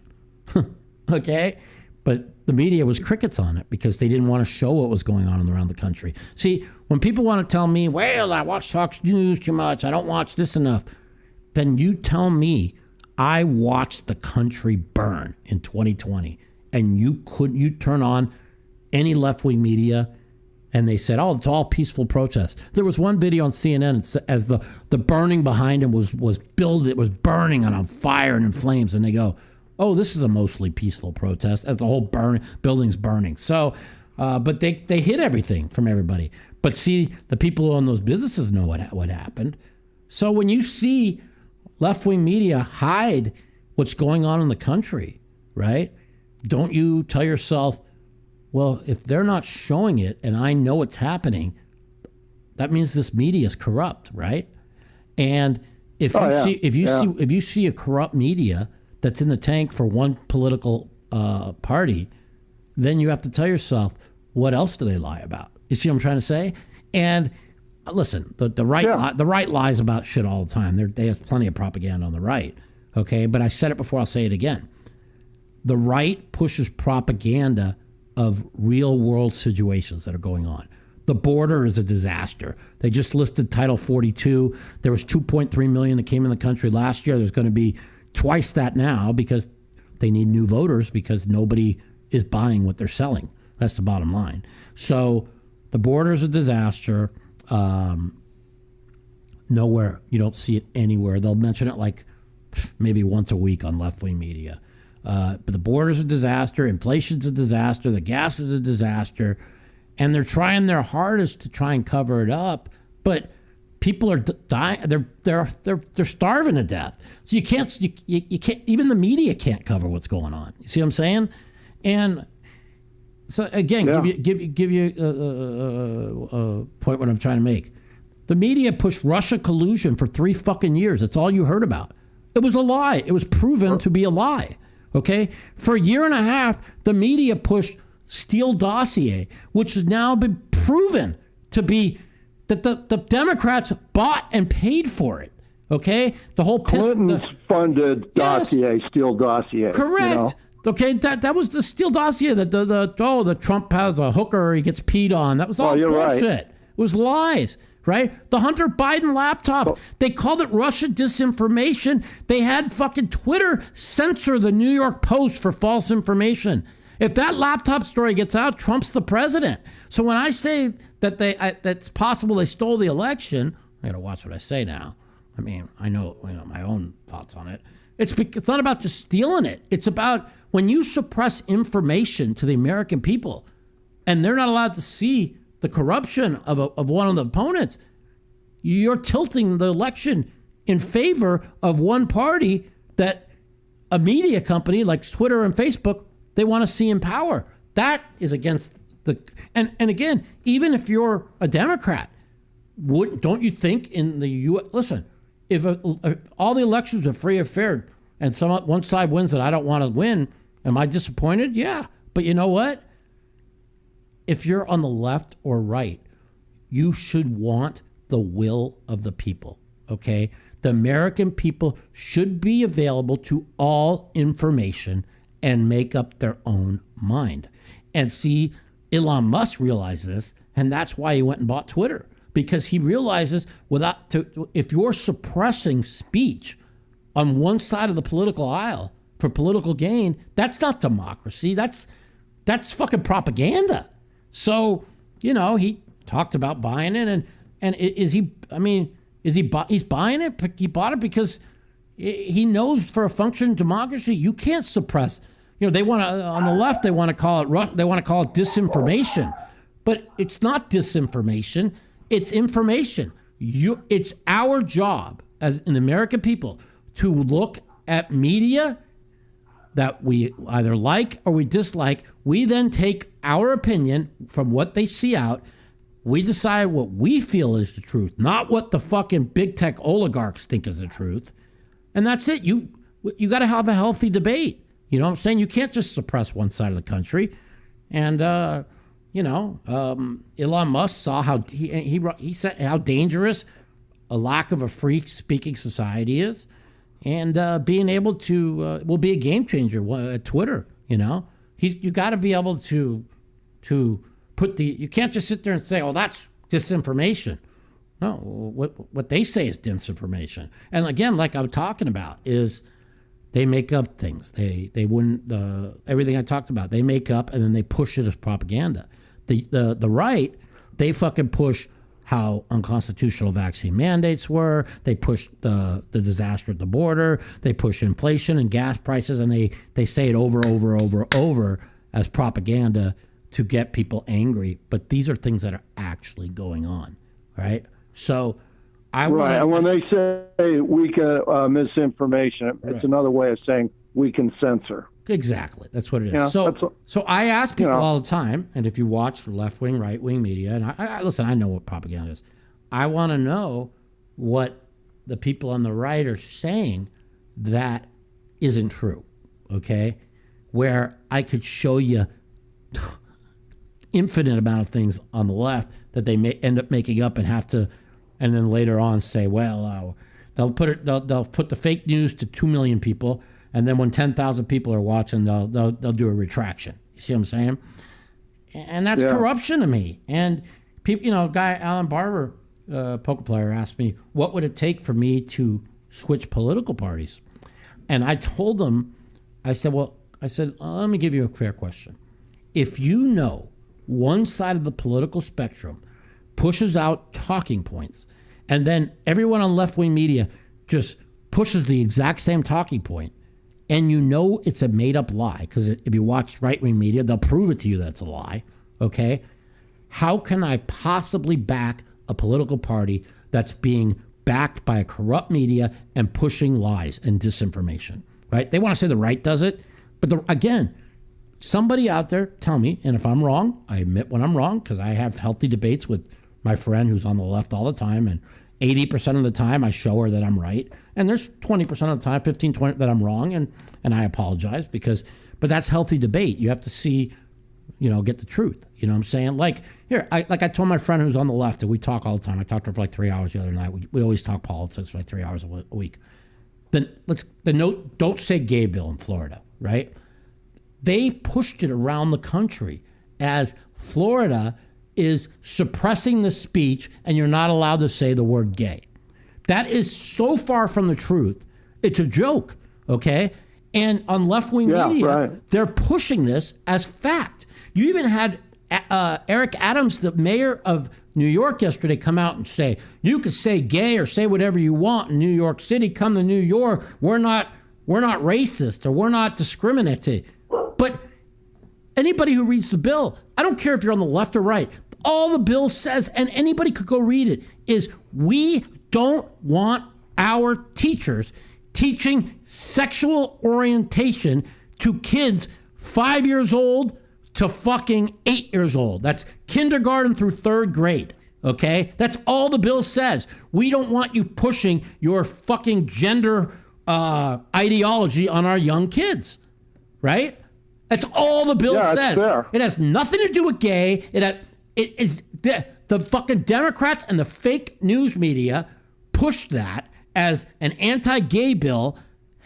Listen, I want to know, anybody out there listens to my podcast and is in this chat right now. If you have kids, do you want your kindergarten kid through third grade being taught ideology of transgenderism or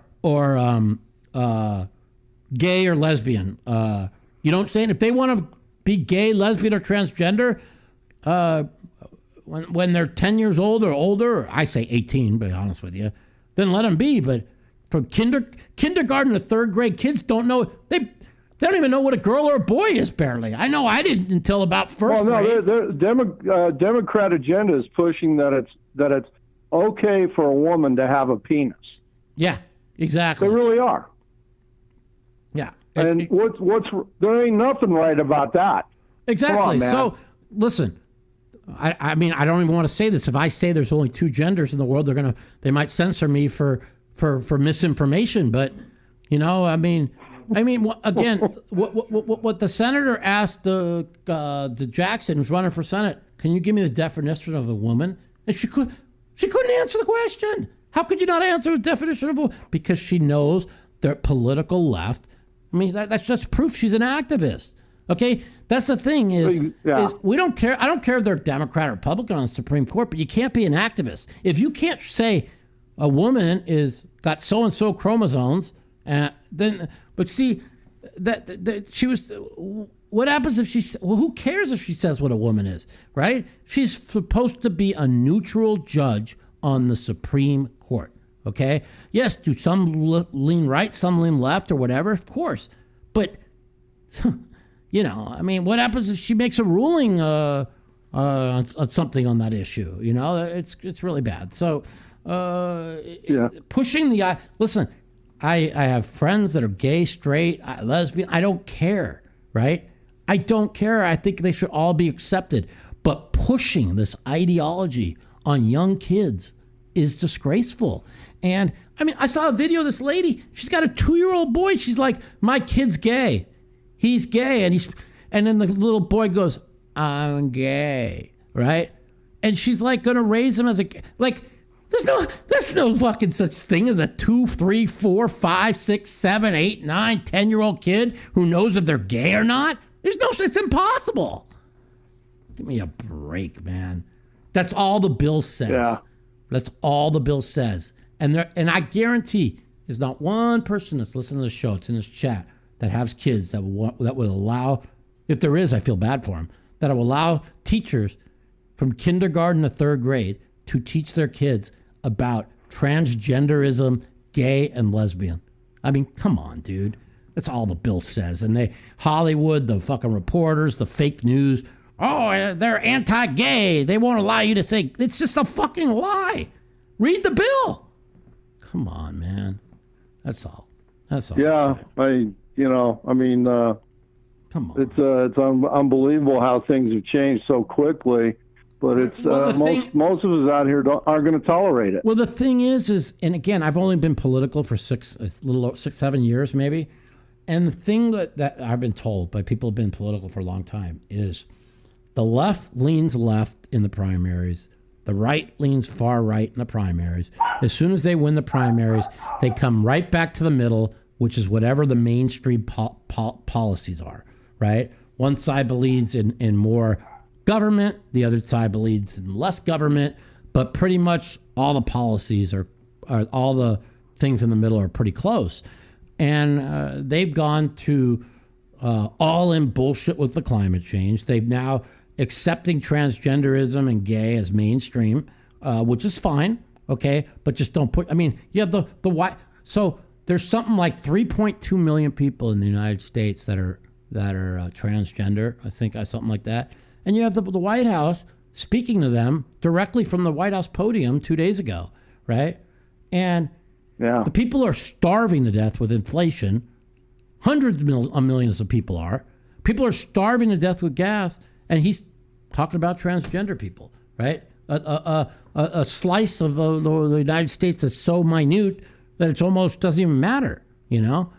And so it's just, if they're going to roll, you got to expect, if they're going to roll with this climate change and the green tech stuff, which is highly subsidized, and you're going to create wealth off that, you can never create wealth off the green tech industry. It is impossible. None. Correct. And so, none. But none. It's a political winner. Climate change. If everybody thinks the world's coming to an end unless we do something, right? That's going to get 10 million people to vote, right? Right? You add those 10 million, okay? You add another 10 million that they're allowing across the border illegally and giving them IDs and shit all over the fucking United States. You then give amnesty for another 20 million, right? You then get another 3.6 million with the transgender, you know, and every million adds up. You know why every million adds up? Then you print more money. You're going to print more money, and you're never going to see inflation stop. Yeah, and you know why they need all these voters and everything? Okay, because they say Biden got 81 million votes. Do you really believe it? Okay, they know the real vote Absolutely count. not. They know the real vote count. They know what trouble they're in. Okay, that's all. Yeah, they know. Okay, they know. Yeah. Okay, all you got to. I just ask everybody: look at I don't want to talk about really much the election again because I don't want something to happen on my channel here. But just look at the data. Go look at the data from 10:30 p.m. West Coast time, so it's 1:30 a.m. Eastern Coast time to 2:30 a.m. Eastern Coast time when they stopped the count in the 4 big swing states, and then look at the data for the 1 hour and how many votes Joe Biden got. And the data just goes up, up, up, up, up. It goes up, up, up, up, Trump, right? Stops. It shoots straight up for an hour and then straight down after an hour for Biden, and that was it. And then go look at the rest of the charts. That's all. I just listen. I don't want to talk about the election at all, but just look at the charts, make up your own decision, and that's it. You know, it's we live in a country. Make your own decision up. But I've looked at the charts. I've seen the data. I've made up. I have my own decision on it. And but what does it matter? You know, I'm glad that. I mean, I shouldn't say I'm glad that Trump's out of office because I never, ever, ever envisioned this in a year and a half. Not even a year and a half, a year and a month, right? In 1 year, how he's destroyed. I can't even believe it. And you know what? If anybody that's a Democrat that's in this chat right now thinks that Joe Biden's doing a good job, then they should literally tell themselves, I am a partisan hack, okay? I know nothing about the world, and I should never go out and vote again, okay? Period. There's zero, Yeah, there's I not, agree. anybody with 1/4 of a brain that says that fucking Biden is doing a good job should never go vote again. I mean that too. Never. Okay? It's kind of like when I kind of turned on Trump, you know, after when COVID came out in March and what an imbecile he was in those COVID briefings when everybody was scared to death. I said, this motherfucker don't deserve to be reelected, right? And I meant it, you know? But you got to come out and tell a spade. And I mean, Kamala's the absolute worst. So I'm scared to death of her being president. But I don't think that it doesn't matter. I think Obama's controlling everything anyways. So this guy cannot remain. Yeah, I mean, you look at this Jill. I mean, look at Jill Biden. You know, I mean, she's hiding up too because you don't even if see she her. was a good wife, she would defend that guy and say, "Hey, look, I got to get him. He's getting destroyed. We got to get him out of here. We got to."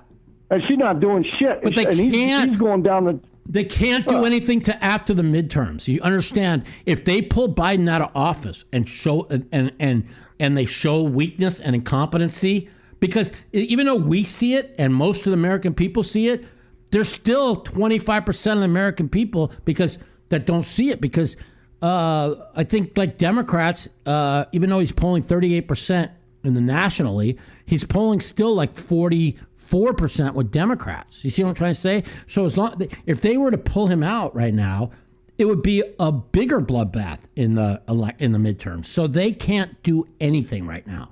We have to pray. We're in April now, so we have 7 months to the midterms. We have to pray that he doesn't start World War III, okay? And we have to pray that somehow, some way, we get through the next 7 months because they will remove him from office. I have a big bet with Phil. Yeah, you make an excellent point. You make an excellent point that they can't do anything. They can't. Within 6 months after the midterms, I made a bet. Phil laid me $7,500 to $5,000. I said he will not be president within 6 months after the midterms. I personally believe that when the Congress gets sworn in January, he will resign the second week of January. And just like I said, the Democrats are all about identity politics. That's all they talk about. Transgenderism, gay, straight, Latino, black, and they just break everybody down in groups and separate everybody. They want to tell the world that we elected the first black African-American woman as president. So she will be the president of the United States, and she will be it probably in January 2023. But they can't pull them. They're going to lose at least 70 seats and 5 seats in the Senate. If they pull him now, it will be 110, and it might be 110 also. And if they get a super, if the GOP gets a super majority, 60 and 100, the president won't sign off on half the things, but he will be impeached, and they won't have to impeach him. He'll be gone in January anyway. So, That's another reason why he'll be gone in January, because they have to remove him. They have to. He can't fucking. It's elder abuse. This is not saying anything bad about Joe Biden. It's elder abuse. What they are doing to this man is a disgrace. In the name of power, they're letting an 80-year-old man who's senile with dementia walk around and doesn't know what he's saying. Okay, a year during the election, I told everybody this. You could see the decline, but over the last year, it's so bad that, again, the American people aren't stupid, man. You're gonna have to. But listen, I hope things change for the better. I feel, you know what I feel the worst for? I don't live in the real world. I don't need to worry about food. I don't need to worry about money.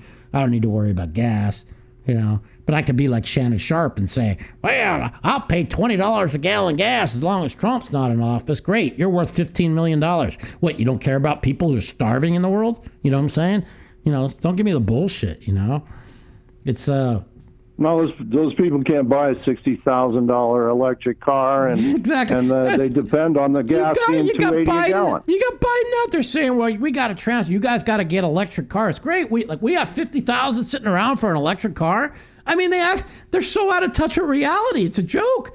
Do this. Go take the bus. Did you see the thing where I told people to take the bus and buy in bulk? Did you see that one? I mean, these people are so out of touch with reality. I can't even comprehend it. It's, again, if they would have passed, go look it up, everybody, even if you're on the left, Democrats. Go look what Trump tried to pass in, I think it was April of, right, it was like a month and a half after the pandemic when gas was like zero. He was trying to put like I don't know, 400 million barrels of oil in our reserve and get it for fucking nothing. And the Democrats wouldn't let pass it. If that would have been passed, we would have gas prices that are around $3 to $2.50, $3 right now.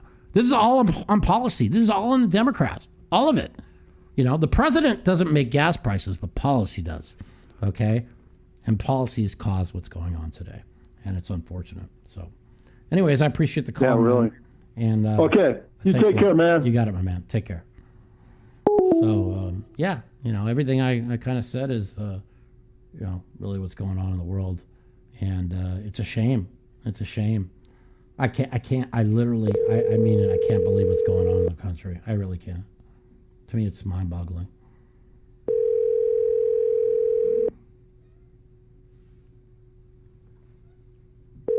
Woody. Oh, look, Woody wants you to pet her. She wants love. Where's Flash? He was up running around early. He usually wants to be the star. Flashy! Where's Flash? All right. He's not answering. So 702-329-0480. We're going to take about 15 minutes worth of calls more. Move on from there. Hello. Yo, welcome to Mouthpiece. It's Mike. Yo, what's up, Mikey? It's Gypsy Frank. Hey, what's going on, buddy? Shit, man. Just been listening to you go on about politics for the last fucking hour. No. I've been going about politics for 10 minutes. Give me a break. Just talking poker all day. Shit's wild, though. I agree with pretty much everything you say. Yeah, I mean, listen. I don't tell this to many people, but between the summer when I was 3, I was a gay for a little bit. Mm-hmm. Then when I got into kindergarten, I figured out I wasn't. Thank God. Obviously, I'm joking, dickhead. I'm like, what? You had me at a standstill for a minute. I'm like, what did he say? Yeah. So I mean, let me ask you something. Like, who in kindergarten to 3rd grade possibly could know if they're transsexual, gay, lesbian? It's impossible. These people that have a little boy and they want a little girl, they tell her 3 years old, oh, he's transgender, and they dress him up in girls' clothing, right? These people are sick. Man, I see this is a sick ideology. With pronouns. Yeah, don't fucking call them boys or girls. Call whatever. That's just fucking them up. How about it in Disney? You can't call. There's no such thing as ladies and gentlemen, boys and girls anymore. Can you fucking believe these sick people? I mean, that's fucking ridiculous. It's insanity. It's like a guy I know said the other day, and it's true. When I was in school, you didn't know about anybody's sexuality or what's going on in their fucking world. It was Miss, Mr., Mrs. Mr., Miss, Mrs. Miss, you're unmarried. Mrs., you're married. Okay? That was it. We didn't sit there and wonder, oh, I wonder if he's fucking a guy. Oh, I wonder if he's a fucking, my teacher is really a guy dressed up as a girl. Nobody thinks like that. No young kid thinks like that. The only people that are 4, 5, 6 that even have a clue what gay or transgenderism and all that shit is if their fucking mother and father are pushing the ideology. Fucking feeding that shit to them. Exactly. Exactly. If you don't even know what it, if you have no idea what it is, you would not sit there at 4 years old and say. Well, back in the day, there wasn't sex ed and all of that shit, and then, you had kids getting pregnant, so then they started teaching. I mean, we had sex ed. I remember sex. I remember sex ed in 7th grade. Okay? That was the first time I did sex ed. I mean, in 7th grade, you're what, 12, 13? Yeah, You don't know about sex. Girls are getting their periods. Kids are waking up with hard-ons. Right. You need to know what's going on with their fucking self, like that. Right. All this other gender shit is just fucking everything up. But whatever. I mean, everyone's entitled to their opinion. And they are. And I have no problem with anybody, gay, straight, lesbian. But I have a problem of them, just like what they did, even with New York, they're keeping the mask mandate on 2-year-old kids, 2 to 4. So nobody has to wear a mask, but a 2 and 4-year-old kid who has. This is insane. My kid's 3 now. We flew. Yeah, this chick wanted me to fucking put a mask on my 2-year-old. It's not gonna happen. It's impossible. It's not gonna happen. No shit. Maybe for a minute. Maybe for it's not gonna happen for any extended period of time. It's ridiculous. But I called in. I wanted to ask you a couple poker questions. Sure. So I got this dude I've been staking recently. I live near North Carolina. They have the circuit that comes 3 times a year, WSOP. Yep. We have a standard agreement, 50-50 with makeup. But what I wanted to ask you, he was asking me about just doing, what's it called? Plans. What do you call it? Packages. Yeah. Moving forward. We're in like 4K makeup so far. That's nothing. Series coming up now. I was a what million. do you think I was $1 million in makeup once and got one. I got plus. Back in the days. No shit, huh? Yeah. Playing cash or tournaments? Both. Mostly like there were big tournaments. I was playing some of the 50, like in Australia. I played like I think 100 and a 50K buy-in. I don't even know. I don't remember if I played the 250 or not. So they were big. Well, yeah, that's not impossible if you're playing stakes at that level. Yeah, I mean, listen, even with 10K tournaments, $10,000, $25,000, you could get $1 million in makeup fast, man. I mean, tournament poker. Yeah, we played online. We were stuck 180K via my brother at one point, and at that time, his backer was literally paying him to play to incentivize it because he had no fucking ambition whatsoever. Well, yeah, that's the thing. When you get big makeup, a lot of people lose their ability to grind. But see, that's the difference between me and everybody else. Is like, I would never leave somebody when I'm in big makeup because I know coming, as long as, let's just say I get into big makeup, and I had a guy that was staking me, and we were playing nosebleed games. We were playing 4 and 800, 8 and 1600 mixed game. And hold on one second. Jeremy, I'm doing my podcast. Let me call you back, okay? Bye. And so, I never got, playing that nosebleed, I never got more than 60K in makeup, right?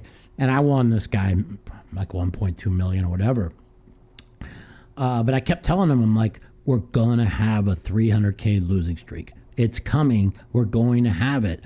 He knows how great a player I am. I'm like, but I'm like, let's be in reality here. We're playing fucking nosebleeds where you win or lose 40, 50 a night, sometimes 100, and we've never been more in makeup. I'm like, I'm a great player, but I'm not superhuman. I'm running great. You know what I'm saying? Yeah. And then we lose like 200,000 straight, and then I find out. And then he says he's cash strapped. I'm like, well, cash strapped? I made you all. Where's all the money, right? And I find out like 6 months later that he blew it all staking another poker player, which I told him not to stake. You won't fucking say that guy's name. How come? You brought this up like 20 times on the podcast. All right. I mean, I could bring it up. He staked David Benjamin. Okay, David Benjamin is a great poker player who has a gambling problem in the pit, and he tilts when he's stuck. And if you tilt when you're stuck or you got a gambling problem, you can't win. And David, talent-wise, is probably top 20, I feel you. top 20, top 15 best players of all time, talent-wise.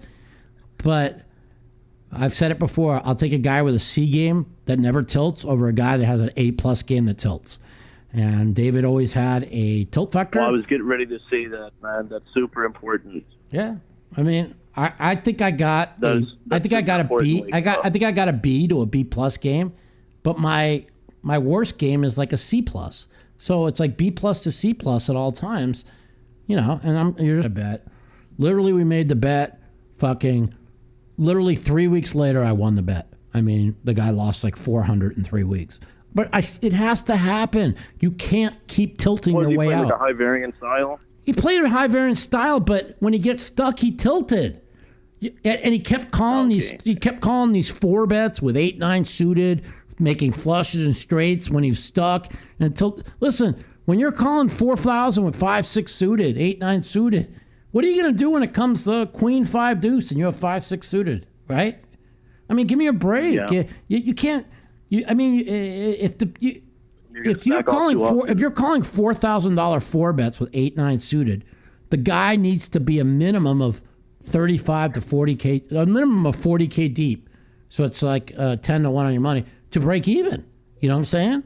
So when you know you're up against so I knew what was going to happen to him. It happened to him, and I'm always I'm not the sharpest guy in the world. I don't want to say I'm the fucking smartest, but one thing I'll tell you I know about.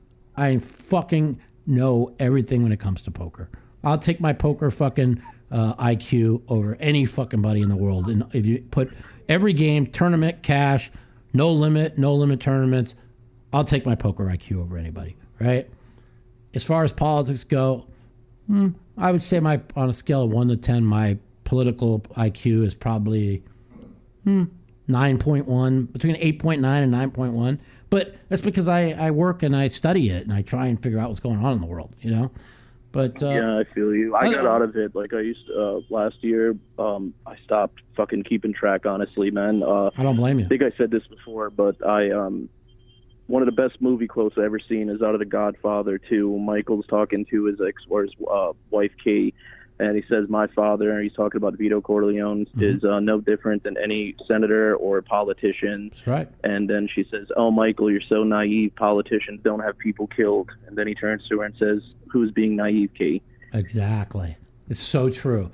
Politicians. It's organized crime at its finest. All it is. It's not about who's the better person when you're voting. It's about who's less of a crook. All those billions of dollars that they pass, nobody gets the money. It goes to all their little corrupt friends. It's the biggest. Yeah, exactly. It's the biggest money laundering scam. It's the biggest money laundering scam in the history of the world.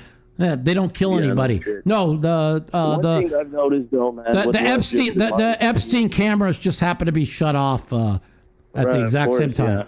Get the fuck out of here. It's the right are definitely crooks, but total crooks. They're evil. Like they're trying to. It's exactly what I say. The right are crooks, criminals, and awful people. The left are fucking evil, right?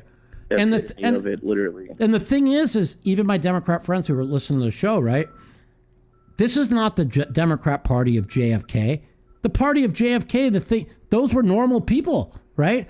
Yes, the fucking right, the political right in the U.S. right now is where, and this is what I've been told, okay, by people who've been around a long time, is where the political left was when Clinton was in office and when J&K was in office. Okay, this is what I've been told. I can't. Hey, I don't mean to cut you short. Yeah. I gotta go. I got a call coming in. But you got it, good man. luck with the new poker room and everything, brother. Take care. Thank you, man. I'll talk to you next time. You got it. Take care. Bye. Yeah. So it's a shame because people that have been lifelong Democrats, they just think, well, I vote Democrat, whatever. They don't really put the time in to see the awful policies that are going on. This will be our last phone call. We've been doing this for a while. Hello. Welcome to the Mouthpieces. Mike, who's this? Hello. Yep.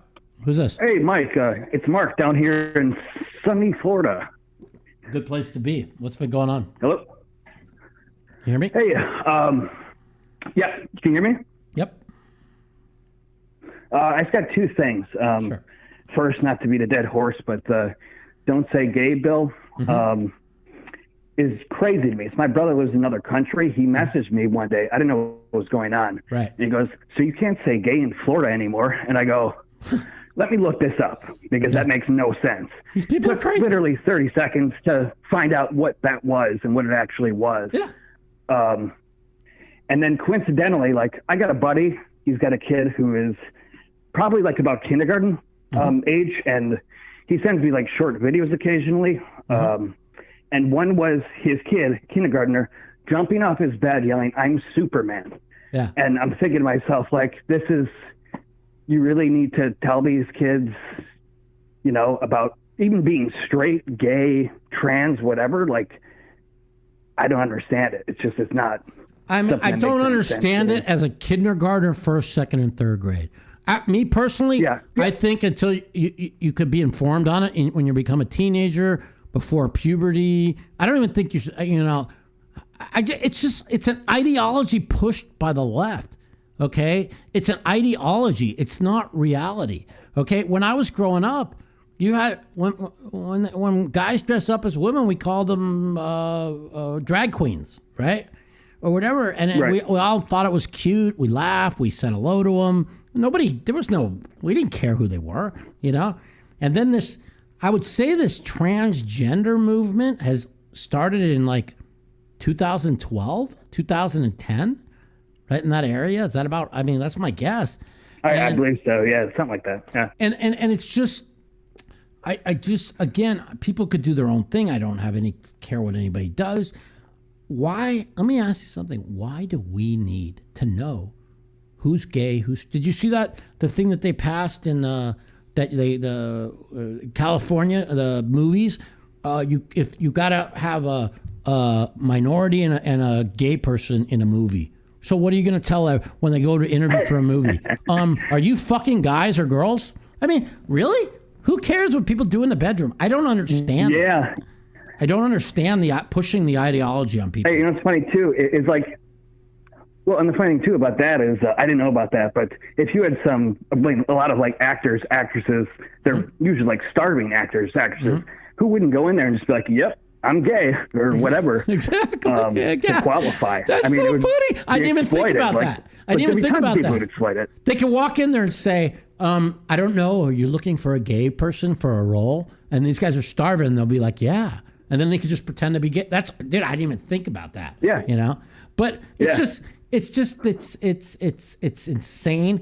You shouldn't pick people by their color, sexual orientation, or their gender or anything. People interview for a thing. If the best 10 actors are white people, black people, gay people, you hire who's best for the job. The fact but this is the Democrat, this is the political left. They're pushing this on people, and it's just not right, you know? And the whole don't say gay thing in Florida is proof to anybody who's listening to the podcast that what I'm saying is true. They are pushing a lie to the American people, to people you watch the Oscars, the end of the show, they're like, these are the people in Florida. Don't say gay, gay, gay, gay, right? None of them have ever read the bill. They're just being lied to by the media. Our corrupt, lying fucking media. It's a joke. It's just, how in the fuck? There's not one person. If there's a person in the world, and there's plenty of them, by the way, but people that could read that bill and that have kids that say, yeah, I want my teachers to tell my kindergarten, first, second, and third grade kids about gay, lesbian, and transgenderism. Are you fucking kidding me? I'd rip that teacher's fucking face off if I had kids. Give me a fucking break. Yeah. You know? But we have a media that's pushing a lie, just like they pushed a lie about police are killing black people. Then like police or transgender people are killed. First of all, the amount of it's like Tucker broke it down the other day, the math. It's just all a lie. Everything they've pushed is a fucking lie, you know? I just... Yeah, well, I don't know. I think going forward that they've been able to kind of get away with it more, but the more outlandish they get with things, that you have a bigger chunk of the population that's like, holy shit, like they're full of shit. Like, it's almost like they're going to completely blow their own feet off. Bill Maher. I mean, there's no way they're going to take the House and the Senate. They're not going to win the next presidency unless something crazy happens. So now that's why they brought Obama in. Themselves. They brought Obama in yesterday to push Obamacare to try and get his voice, because Biden's so weak and frail, his voice to try and change and pivot off the inflation and the gas prices.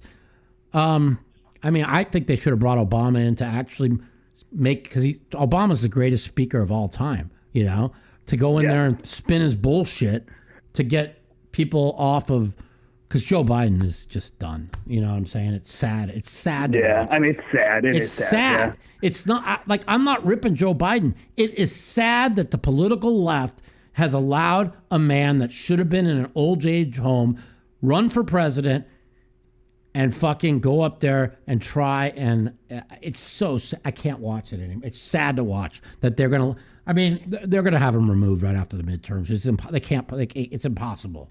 But for the next 7 months, being able to be watching this is going to be heartbreaking to watch. It's just so great. And again, as an American, you pull for your president whether you like him or not. But this is really bad. So what can we do? I just again, it's like I tell my friend Ashley. She told me, we talk like 3 hours a week, and we talk politics, and 80% of the things I say, I prove it to her that I'm right. And I've said it before. I'll say it again on the show here. Is one night she told me, she goes, Mike, everything I've ever thought of the world and the country is, for my whole life, for 40 years, it's starting to look like it's a lie, because I show her the truth, and again, that's got to be mind-boggling. You're on the left, you have a worldview a certain way, and then you have somebody that proves it to you that what they're saying is all lies. You know what I'm saying? And I've been right about 80%, 20% of the time I'm wrong or whatever. But I mean, if I was ever in a position where somebody, because I listen to everybody, left, right, center, of everything. Yeah, even with poker, I take poker opinions, whatever. But if I had a certain view of a certain way, let's just say I have a certain view about poker, right? And even though this is not true, but let's just say the solver people, the GTO people, whatever, prove to me that my way's wrong and their way's right, which is not true, because I know that. But let's just say they did it. Think about how devastating I would be to play a certain way my whole life, and it's the wrong way to play. That's what's kind of going on in the world. And when you look about all the fucking dumb fucking shit that Trump said and did, the greatest accomplishment of his presidency was exposing the fake news media for what they are and how they lie. That's it. You are fake news. That's his great. That's his greatest accomplishment as president, was exposing the fake news media. Because now people see it. Because once they're exposed to it and they see the lies, like, here, give you an idea. Like, when the war started 41 days ago, you have Biden on stage saying, well, gas prices and inflation is because of Putin. Well, really? Well, how about the last year when gas prices and inflation were through the roof? Where was Putin then? And then they just repeat the lie, repeat it. They get their lying media lapdogs to repeat it. And remember, 90% of the country works 9 to 5. They come home, they flip on CNN, MSNBC, whatever, for 15 minutes. And, it's the war in Ukraine. Oh, that's why gas prices are so high, right? Or that's why inflation's so high. Yeah. But anybody that's not, unless you're political, if you're political, they're just spinning a lie. Right? But something like, 30% of the people who vote are not political? So you just keep pushing the lie. But it's such an awful lie. Like, they could talk about all the Trump lies. Has Trump ever lied like, the inflation and gas prices are by Putin? I mean, you have to have an IQ of 10 to believe that. Literally. Yeah. Okay, so that's all I'm trying to say is, again, anybody that listens to my show, when I run a podcast, that they could call in at any time and show me, and maybe they'll find one, okay? Show me 5 lies that right-wing media has pushed that were not true. And I'll show you 25. They won't be able to, I don't think they'll show me one. Maybe they'll show me one. I'll show you 25 on the other side that were made up lies. That's all.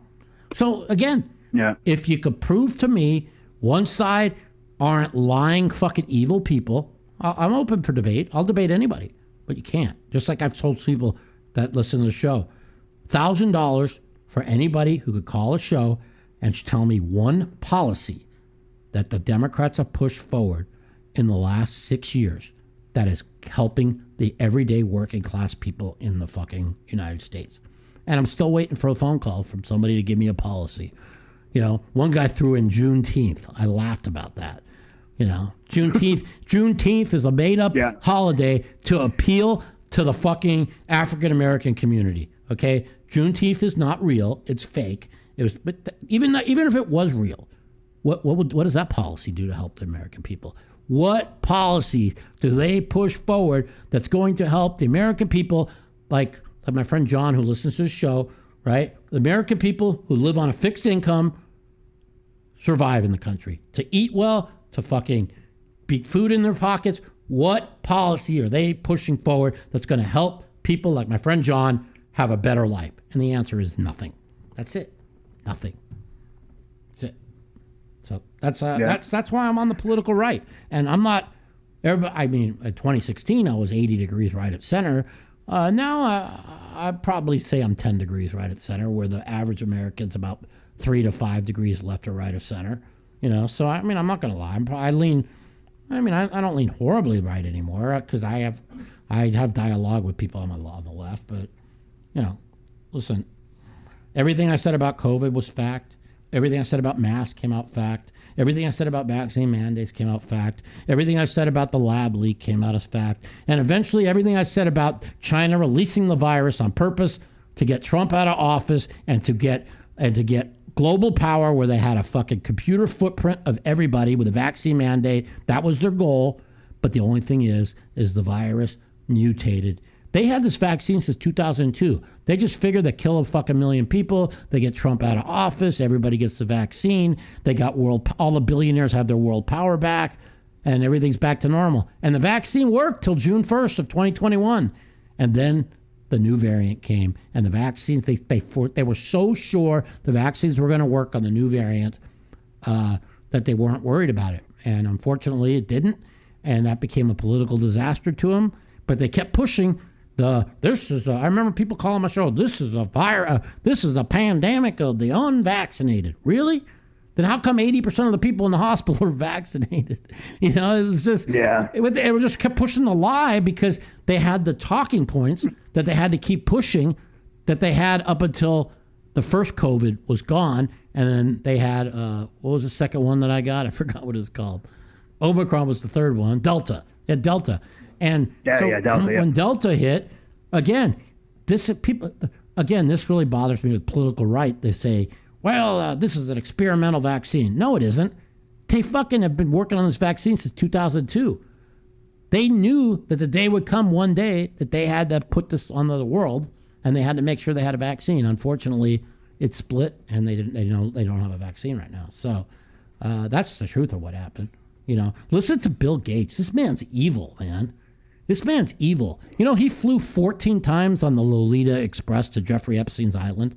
That's why his wife and him got divorced. She didn't know about this. She found out about this. This guy's a creepy pedophile, man. I don't even. Yeah. I never thought that's a lot. Growing up in the world that Bill Gates, who I thought did so much good for the world, was actually one of the most evil men in the whole world. I never thought it could ever be, but it's true. It's true. He owns all the patents to all the vaccines. Just like when he talked about the vaccine, he's like, well, he goes, it's a shame. He literally said, it's a shame that the natural immunity of Omicron did a better job than we did with the vaccine. We'll have to do better next time. Like, really? Next time? There hadn't been a global pandemic in a year? Because they know, bro. They know. Go look up Event 201 that was run by the Bill Gates Foundation, November 30th, 2019. They had 5,600 people there, a mock global pandemic. Well, how'd they know? I said it before. Biden, who can't put two sentences together, October 25th, 2019, tweeted, Trump got rid of this something compartment And we're not ready for a global pandemic. Here's a guy that can't put 2 words together, but now he puts a tweet out saying that the country could have a global pandemic and we're not ready for it. 2 months later, we had one. Come on, dude. There ain't no such thing as coincidences. They knew. They knew, man. Yeah. This was all fucking planned. All of it. One day it's all going to come out. Oh, I mean, I hate to agree with you, but yeah, I mean, I'm on board. Hey, can I ask you a quick poker question? Absolutely, man. Just cut me off this out of line. I just always wondered this about poker, like, because every time I play more, like overall I do well, and I've always wondered, like, if you're like a high frequency like cash player, like how does like taxes work with that? Well, I mean, I basically take my poker wins and whatever I win in tournaments, and I pretty much write it all off with my cash games. It's not as easy as it used to be, because before you just cashed in, you cashed them in for flags. You put the flags in your box and you didn't worry about anything. Now they keep a lot more track. It's a little bit harder, but I'm still able to write off as much as I can. You start buying things and putting lots of money in the bank, you're going to have to pay taxes on that. You know what I mean? I'm the type of person that likes to buy things and make payments, whether I have the money or not, because I think that the amount of money you pay in interest for certain things are a lot less than you got to pay in taxes. So, I pay my taxes, but I'm not like Phil Hellmuth that just fucking wins $2 million and just hands the government $1 million and says, "Well, I don't want to be audited." I go, "Phil, you're a professional poker player. You could write off fucking 70% of your win." Listen, it's he gives more a year to taxes than I've given in 25. So more power to him. Yeah, I just always wondered it, man. I didn't know if I was like stepping on any toes. Like, every time I try to look it up, I can never get I never get like an answer. I'm registered as a professional poker player, so I write off most of my losses or my but I got to you have to show your cost. You have to your cost of living. You have to show you have to show a certain amount. You know what I mean? So that's just the way it is. All right. Interesting. Okay. My man, thank you for calling. I appreciate it. Have a great weekend. Yeah, man. Good talking to you, bud. If you're ever down in Texas, come say hello. Later. Hey, if you're ever down in Tampa, say hello. Okay, I will. Take care. Bye. All right.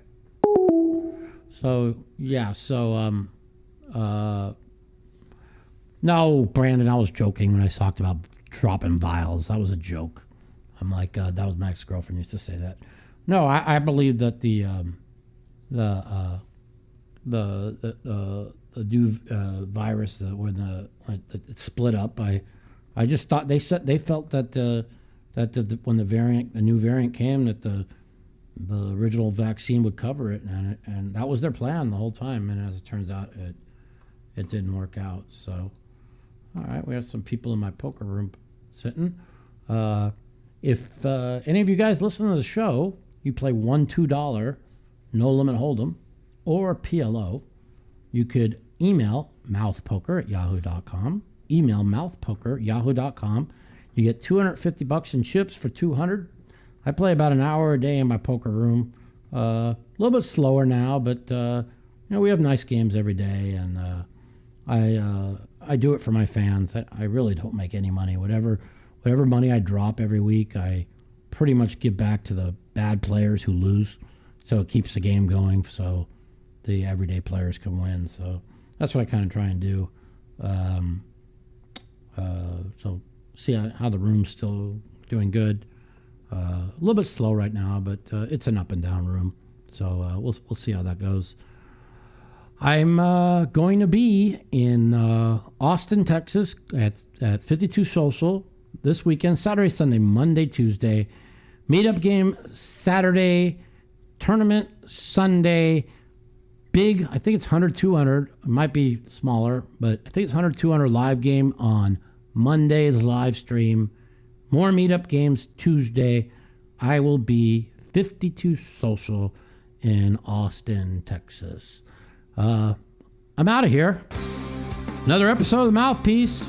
Next week, we are going to have last year's WSOP all-around player Josh Aria will be on the show, and he's got a really funny Michael Jordan story that he's going to tell us all.